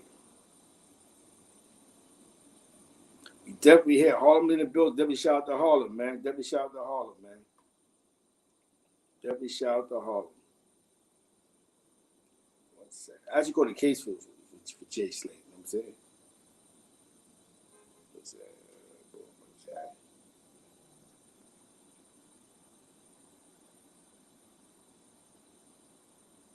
Hold on. Shit.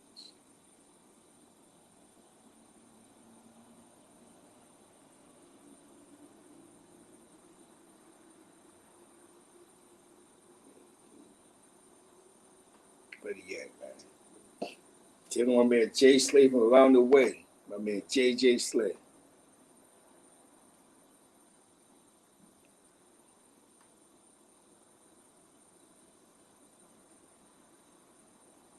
My man Jay.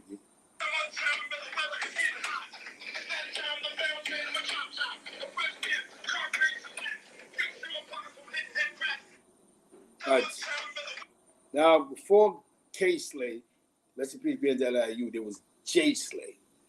When Jay Slay was JJ from Washington, K Slay was Dez still. Dez D-Eazy, so right, the graffiti.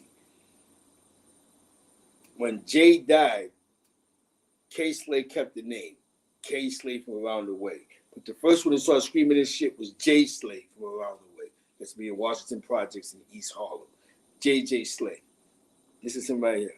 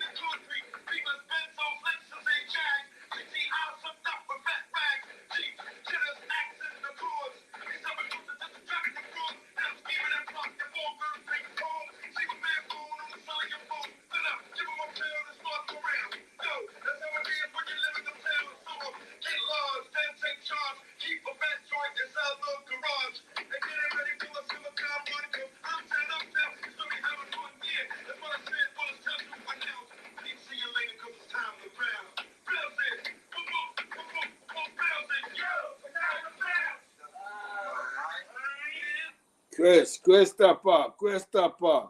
I ain't never said that Alpo told on the person who shot him in D.C. Christopher. I don't know you watching the wrong show, player. Christopher.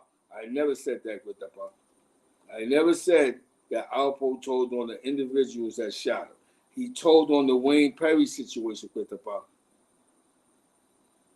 I don't know. I'm not listening. I'm not listening to FBI Asia. I'm listening to the paperwork. The paperwork. His words. Wayne Perry's case is his words. If you would like his paperwork, my IG is Zeke Black Feed the Wolves, and I can send it to you. That's it. You can get it. You can read it. And you can just dissect it. Oh, okay, got you. I definitely say it with the fuck. I definitely say it with the fuck. I definitely say it. That's Jay Slay. Rest in peace. He passed away. He definitely passed away. That's what I should call the case for. Jay, that's Jay Slay. You know who he is, AZ. You know Jay. You know who Jay is. You're a Poe. This is Poe Man. Actually, this is our Poe Man. This is one of Poe Man's. Oh, yeah. Yo, hey. Back Daddy, hey. That's your man. That's Poe Man. Jay Slay. From the east side.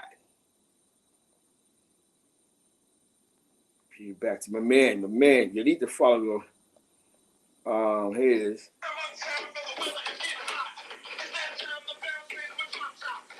That's Alpo's man. That's one of his mans from the east side.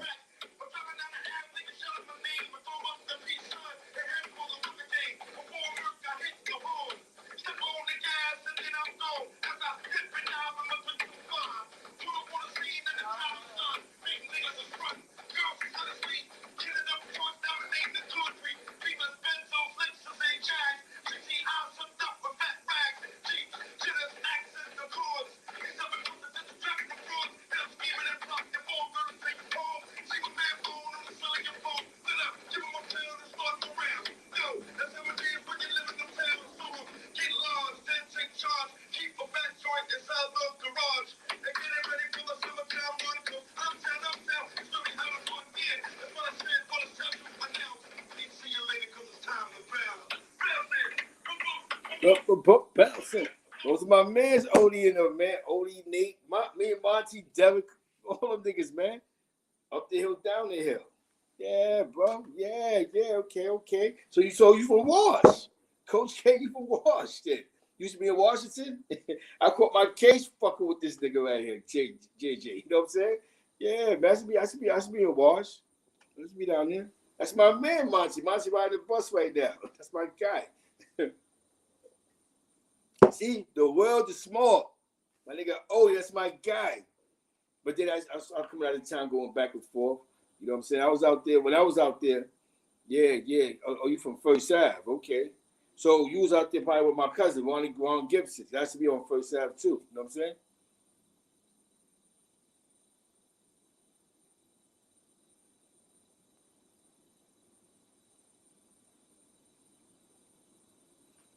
Yeah.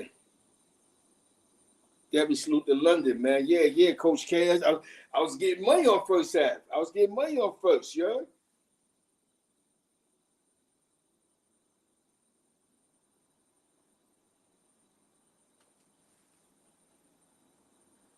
Yo, you had a cousin named Jose? Coach K, you had a cousin named Jose?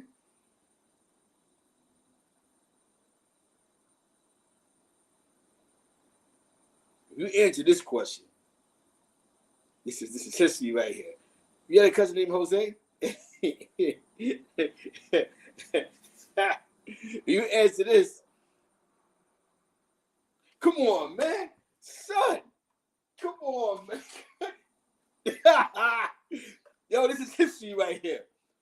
This is history right here. I should be your relationship cousin, man. I should be your relationship cousin. Be black out of that. Yeah, son. Oh, shit, Titi was popping. Oh, shit. See, it was little niggas around y'all.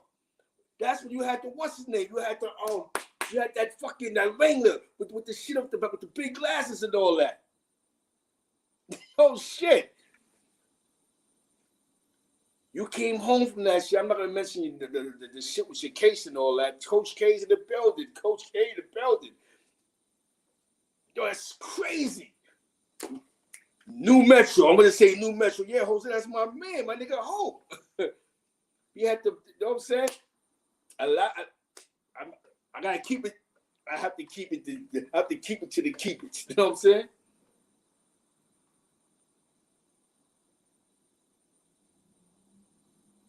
Yeah, we was your young boys. That's what I'm saying. Look how small the world is. We was like your young boys. We was just in Manhattan. We wasn't in the Bronx. If people know, they know. Yo, they know. That's how small the world was. Definitely salute to Coach K in the building. Oh, shit. Small world, man. Rest in peace, Superman. See, when you was coming out there, that's what it used to be. Tone Lopez, you, Tone, Sugar Hill Tone, and Tone Lopez used to be in the parking lot and all that. Superman. And my man, you know, Mikey, his brother, Big Nelson and all that. Rest in peace, Nelson. Just be in the parking lot, bro. That's when that parking lot on Lex was like Willie Burgers. You know what I'm saying? Now, what I'm talking about is Randy Love walking from Washington. He had a brother named Cubby. Yeah, he had a brother named Cubby. And this is before. It's a little bit. Yep. The Bronx first, yeah? The whole third side. Yep. Wow. I remember that. I remember that time, man, because things used to happen in some weird reason. That's how that ain't on front. That's how I got a play one time, because something happened somewhere in a weird part of the Bronx, and my man had to take care of something to get rid of something, and that's and the get down was the get down. We was the young boys. I remember this. This was early 90s. You know what I'm saying? Small fucking world, people. Oh, your brother. I caught a case in 9-5, but I think it was your brother, the one they had in the newspaper and all that shit with he went to DR, that crazy shit that happened. Whatever happened, I think it was your brother. He the one that the feds was fucking with in 9-5. Yeah, I remember that whole time. I remember that purple. I think you was locked up for that shit that happened in such and such. The 90s, yeah. Your brother got the situation in fucking. That shit was ringing on my block. 9-5, that shit was ringing. That shit was ringing. But 99 Lex was like, you know what I'm saying? Definitely after Tone passed away, it was open season. You know what I'm saying? Definitely season. And this is how small the world is. This is how small the world is. But definitely shout out to Odie, my man, yeah, Monty. Because Monty had the situation, his name was in the situation with the situation, you know what I'm saying? At the Hill Hole, you know what I'm saying? Wow, we was your niggas young boys, but we was in Manhattan. Look how small the world is, party people. Look how small the world. That's JJ. So you remember JJ?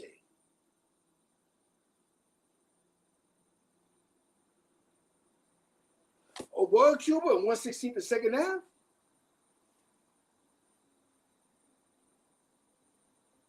Was you by that barbershop shit? Your store was by the barbershop or by that restaurant on the corner?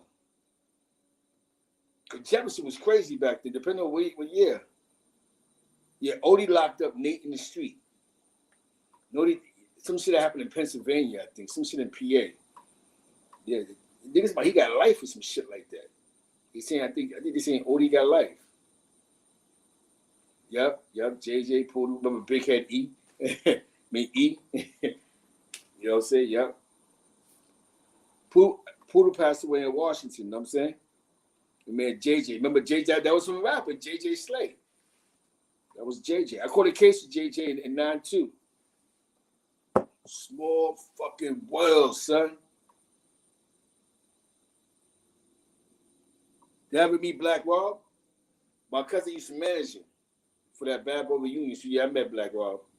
But I sort of knew about Black Rob because we all went to like the boys club and all that shit. Yeah, Black Rob. I knew who he was before the fame, but I didn't hang out. But the dudes that was getting it in Jeff on his side was like Rock City, you know. Salute to Big, Coach Dave and all of them was outside. Big Joe and them.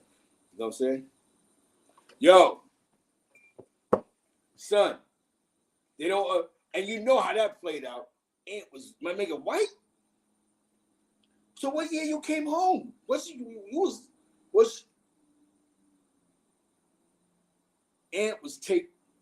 took it to the top. Him and son, what's son name? Green Eyes. I think it's Odie and them cousin. You know what I'm saying? Him and Ern took that shit to the top. That shit was crazy. Yeah, that flow was crazy. That flow they niggas caught in that D, and still in all, I'm happy you here. Niggas have goons around them. Hootie had no business in Washington. I don't know how Hootie. I think Odie done brought him down there, but again, what does Hootie Bang Bang? What the fuck is he doing in Washington? You know what I'm saying? They had him in the D. Yo, they was killing them, man. Yo, Rock and Jefferson, because Rock and Mikey, they was partners. They caught their Fed case together. Mikey from my block. Yeah, Rock from Jefferson, Rock City. Damn. You know what's funny? I'm happy. This is history right here, man. This is history right here, man. This guy right here is a living legend. A living legend. I'm telling you, we was young niggas. We was wigs, black. You know what I'm saying? My man Spo. We was young. Oh yeah, 2 stores next to the bank. So you was right by that bank.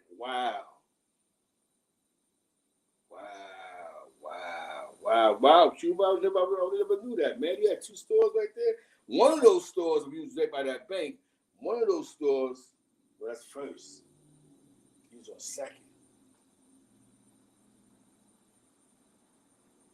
Oh, I knew you told him, yeah. My man JJ died at the dice game on First Ave, man. Fucking with First Ave. Yep, JJ passed away on First. Yep. Your man, Ant White took it to the top. Woo. Took it all the way to the top. You know what I'm saying? Your man Ant White took it all the way to the top, baby. Ant White took it to the top. I remember that flow. Yeah, it took him a long time to get there, but he got there. Shout out to my man Hakeem, man. Because we talking about his brothers and all that, and cousins. Shout out to my man Hakeem. You know what I'm saying? Shout out to Fire from Douglas, you heard? Free Fire. You see, when you do certain shows and certain segments, you see, dudes that was outside are jumping. Yo, hold on. Flat, what? Yo. Small world. Remember, we was, nigga that was here. Yo, son. This is a history lesson. Y'all hear some of these cases y'all be hearing? Like, oh, shit. 9-5. I remember that shit. The situation with the brother situation. That was ill. I remember when that shit was crazy. My block was losing it though. Don't get it twisted. My block, we came up a little bit. You know that playing with them purple tops that your man had. That shit went to the moon. You can't find that shit went to the moon, son. That shit went to the. But I gotta go. We're gonna do another show tomorrow. Yo, hit me on my IG. My IG is Zeke Black Feed the Wolves. And everybody keeps about the Brian Ad Boys and Fat Joe. And one thing I'm gonna say though, Titi, I don't remember Fat Joe working for y'all. You know what I'm saying? I don't remember that. So, you know what I'm saying? I really don't remember that. You know what I'm saying? I don't remember us being on the block and seeing Fat Joe come around. You know what I'm saying? Actually, when you used to come through, that's when UFO Feeve uncle was down the block. What's nigga name, man? Coco. You know, Jimmy Coco was right around the corner. Shout out to my man John Monday, my man Sonny and all of them. That was my man Heck. My man Heck, rest in peace, Dave. You heard? The whole East Side was getting money. Yeah, that was crazy. Hey, Fat Joe had nothing to do with them. Yo, the one on the street, had nothing to do with them. Because, like I said, we would have knew because of him. He was around us. The guy, I remember we had the Wrangler. We used to like this on the block. Ho lived right there on 98th Street. Legend. Gotta say a legend on this one. Doing his own thing. Exactly. He had nothing to do with what y'all was doing. Right there on the block, 98th Street. Your man Ho, you know, your cousin was ill. Shout out to Ho, you know what I'm saying? I want to put Ho shit out because Jose don't be online, you know what I'm saying? But that nigga Ho was the you know what I'm saying? What? No disrespect to never shout to Fat Joe. They tried to say that he was part of your case. You know what I'm saying? What? You know what I mean? Like, nah, man, we was outside.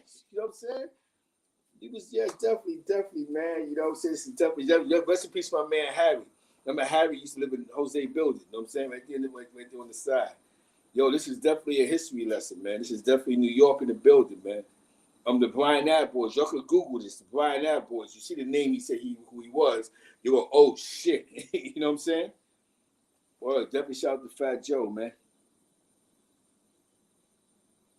Exactly, bro. Happy you said that. I was right about Buzzy. Boom. I appreciate that, brother.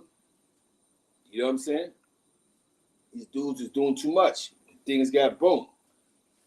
I think that's, you know what I'm saying? And I remember when that happened. You know what I'm saying? Buzzy from First Ave. Yep, y'all can Google this. What Brian Ad Boys. That was a big case. Well, now my block had purple. Not Purple City, but my block had purple. I gotta say allegedly because niggas are still running around, but my allegedly. Grand Love from Harlem, that's the one that was around Alpo. That was Alpo's mentor. As they say, his mentor, Randy Love. There's Randy from Washington and there's Randy from First Ave. You know what I'm saying? Yeah, he was doing way too much, bro. You know, he was doing too much. He was doing too much and you know, things happen. When you do too much, exactly. Doing too much and things happen.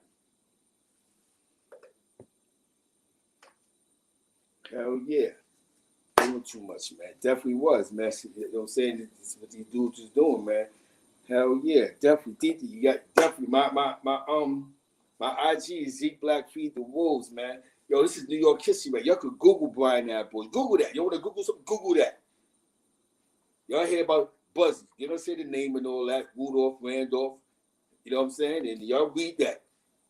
These dudes was on our block. Remember, we was the young niggas, 14 years old, PT 131. You know what I'm saying? Shout out to my man Wiggs, Ed Medina and all of them, man. My nigga Hector Mendez, trolling and all of us. We was little niggas. Wazo, rest in peace. And White and them took it to the top, though. Little Poochie and them, Bubbles, rest in peace.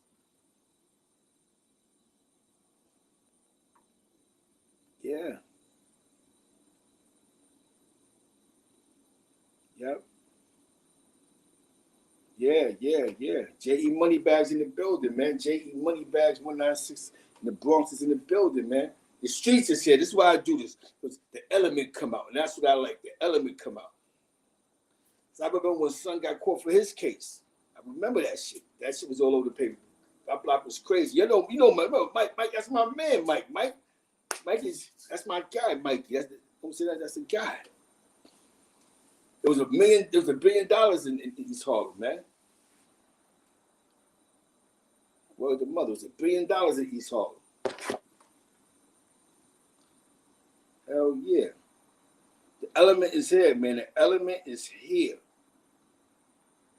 Yule and Tom Black. Yo, the greatest slap I ever seen was you slapped. I remember you slapped this kid up on my block one time, man. Tom Black, he was cool too. Yeah, Tom Black. But they had a beef. They was more so going through with the Brooklyn nigga, the ATM nigga that was in Wash. Remember, Papa Guy bought his nephew, chasing him cousin.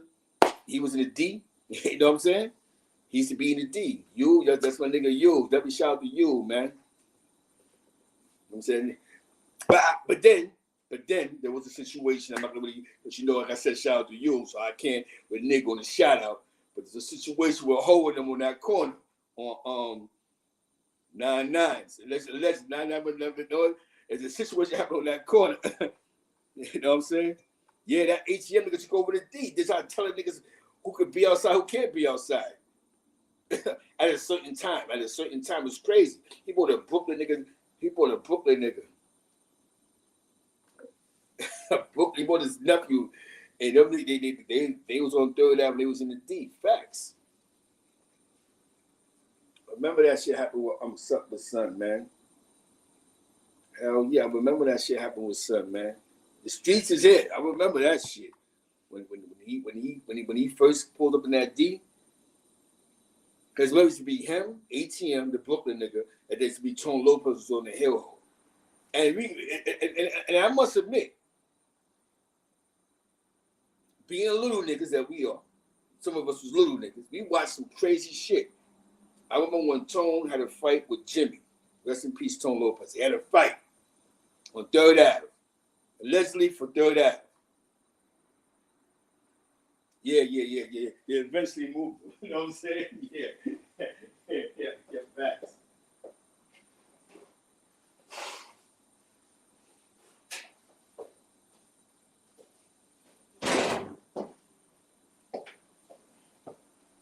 Yeah, they eventually moved him, but they just, you know what I'm saying? They definitely removed him. I heard he was on his bike one day and some crazy shit happened.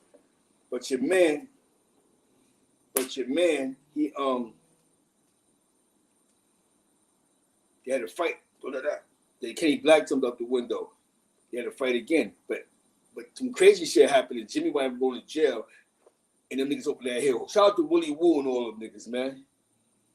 Definitely shout out to Willie Woo, my man Scar and all of them from 100 Street, you know what I'm saying? My man Green Eye Mike.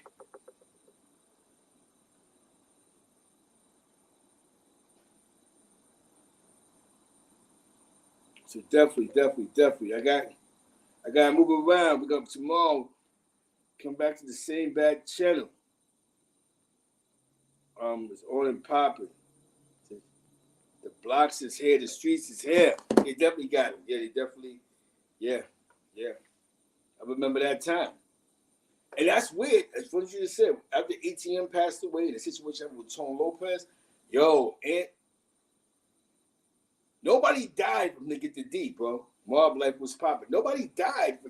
But Ant White, on his time, nobody got murdered for him getting that D. Like, it just fell in him and earning them lap. That shit was crazy. Yeah, Papa was killing them. So the 100th Street, yeah. There you go. You see, they jammed him up like, 2011? He had a great run. You know what I'm saying? The last time I physically seen Papa, I was with Mike, my man Mike, in the car. It's like early 2000s. And he was like, he was going to Pittsburgh. Whenever he was going to Pittsburgh, Yeah, that's my nigga Pooch Dog and Pooch. Those my niggas. Rest in peace to both of them. But Poochie died in Troy in the club. He got stabbed. You know what I'm saying? I wish Pooch would have been alive for that first run that Ann had. They used to be together like this. When they was fucking with, I remember when they was fucking with Porgy brother and rest in peace Porgy. But when, Big Head Nelson building, you know what I'm saying? They was killing them over there. In Porgy's building, where Porgy lived at in Walsh, niggas could have Fed charge in that building. He fucked around and caught a Fed charge. Porgy and arrested. I heard Porgy did something. He died though, but his brother was getting that money, and them was fucking with them niggas. And white them was fucking with them at first back in the days. The ATM she caused too many politics. Then shout out to my man Pudge. You know what I'm saying? Can't forget Pudge from Walsh. You know what I'm saying? The man Hatchie and all of them. You know what I'm saying? Debbie shout out to the whole FTW.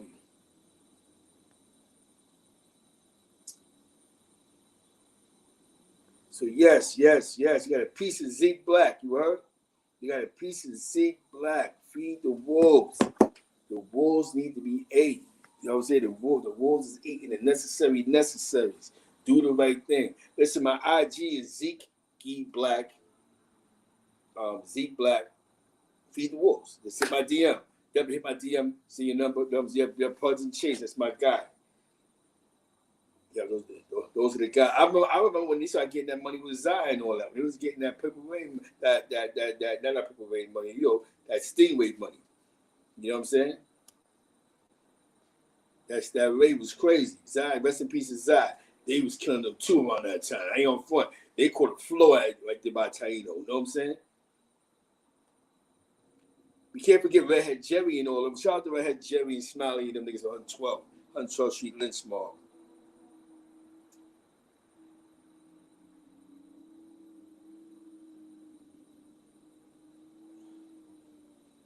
Yeah, so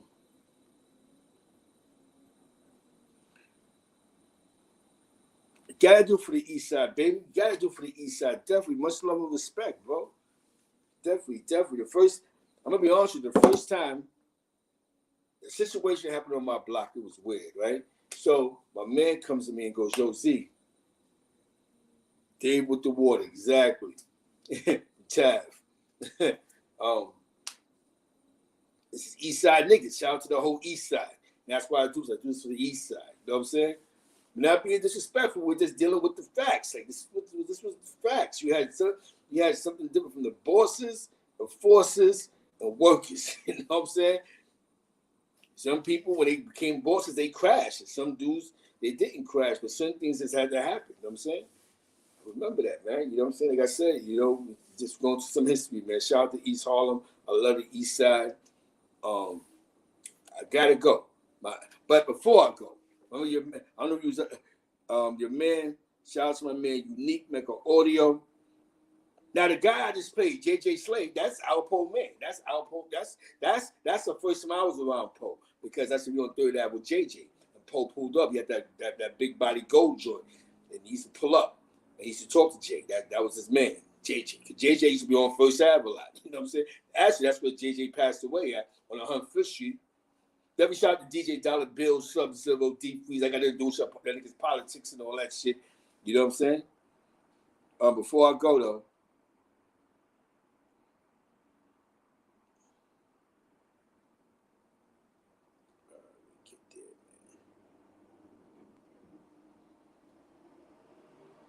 I'm a Leo with this, man. Let me shout out to the East Side, man. I appreciate y'all. You heard?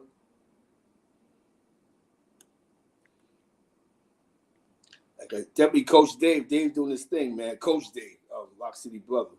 The do's and the don'ts. This is what we tell people, man. The do's and the don'ts. Necessary and necessaries. Let me get there.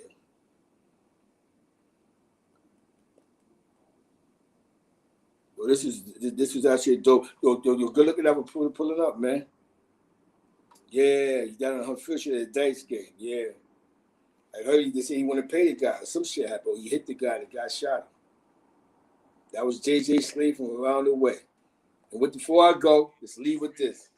But we was raised to move in silence. Big shout out to my man Zeke Black, Double J, all them. They used to tell me, really Zeke Black, because Double J knew what time. Say it now to just say it like they say, I love you and you're my homie and you're my friend, bro. But we was raised to move in silence. Big shout out to my man Zeke Black, Double J, all them.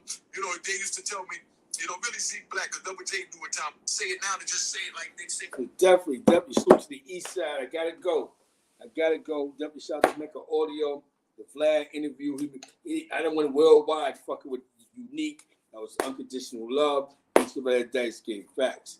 With that being said, shout out to the East Side. Shout out to the Blind Ad Boys, the PT 131 crew, the Jeff Mob, East Side Lynch Mob, the Flow Boys, the East Army, Raw Deal. You know, my boys from Isaac Projects, Mike and Sean Sustak, my man Side, GNR, Sace GNR, FTW, FEB, LBC, Rushmore, High Post Crew, TWB, rest in peace of Shop, you heard? Dead End Kids, rest in peace of Sweepy, the TRC crew on 100th Street, between Lex and Park, Carver Mall. Definitely appreciate that, bro. All love, baby. It's all love, man. You know what I'm saying? It's definitely Carver Mall. Definitely, you know what I'm saying? Definitely. I got my first, but actually, to be honest with you, I guess you went to jail for the shit, or you know what I'm saying? Allegedly. Let me get back to the story before I go, but definitely shout out to the East Side, Hunter Street, Lynchmore, True Story, Square Store. So some shit happens, right? My block, we decide we're going to do something, we ain't going to do something. So now, something happens in the Bronx. I don't know what happened, but some shit happened in the Bronx, so the shit has to come to Manhattan.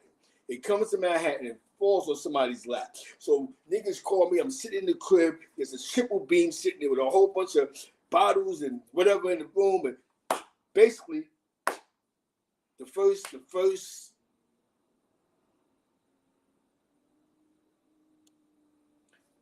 big game I ever on my own, I did that fucking with y'all. You know what I'm saying? Allegedly. I gotta say allegedly, because fucking with y'all. Yo, Z, come upstairs. I got hit with some consignments. You know what I'm saying? I don't know how it came to me, and it was a roll. Definitely, I appreciate y'all. You know what I'm saying? Hit the like button. I appreciate you, DD, for pulling in. We're dealing with facts here. You know, shout out to the East Side. You know what I'm saying?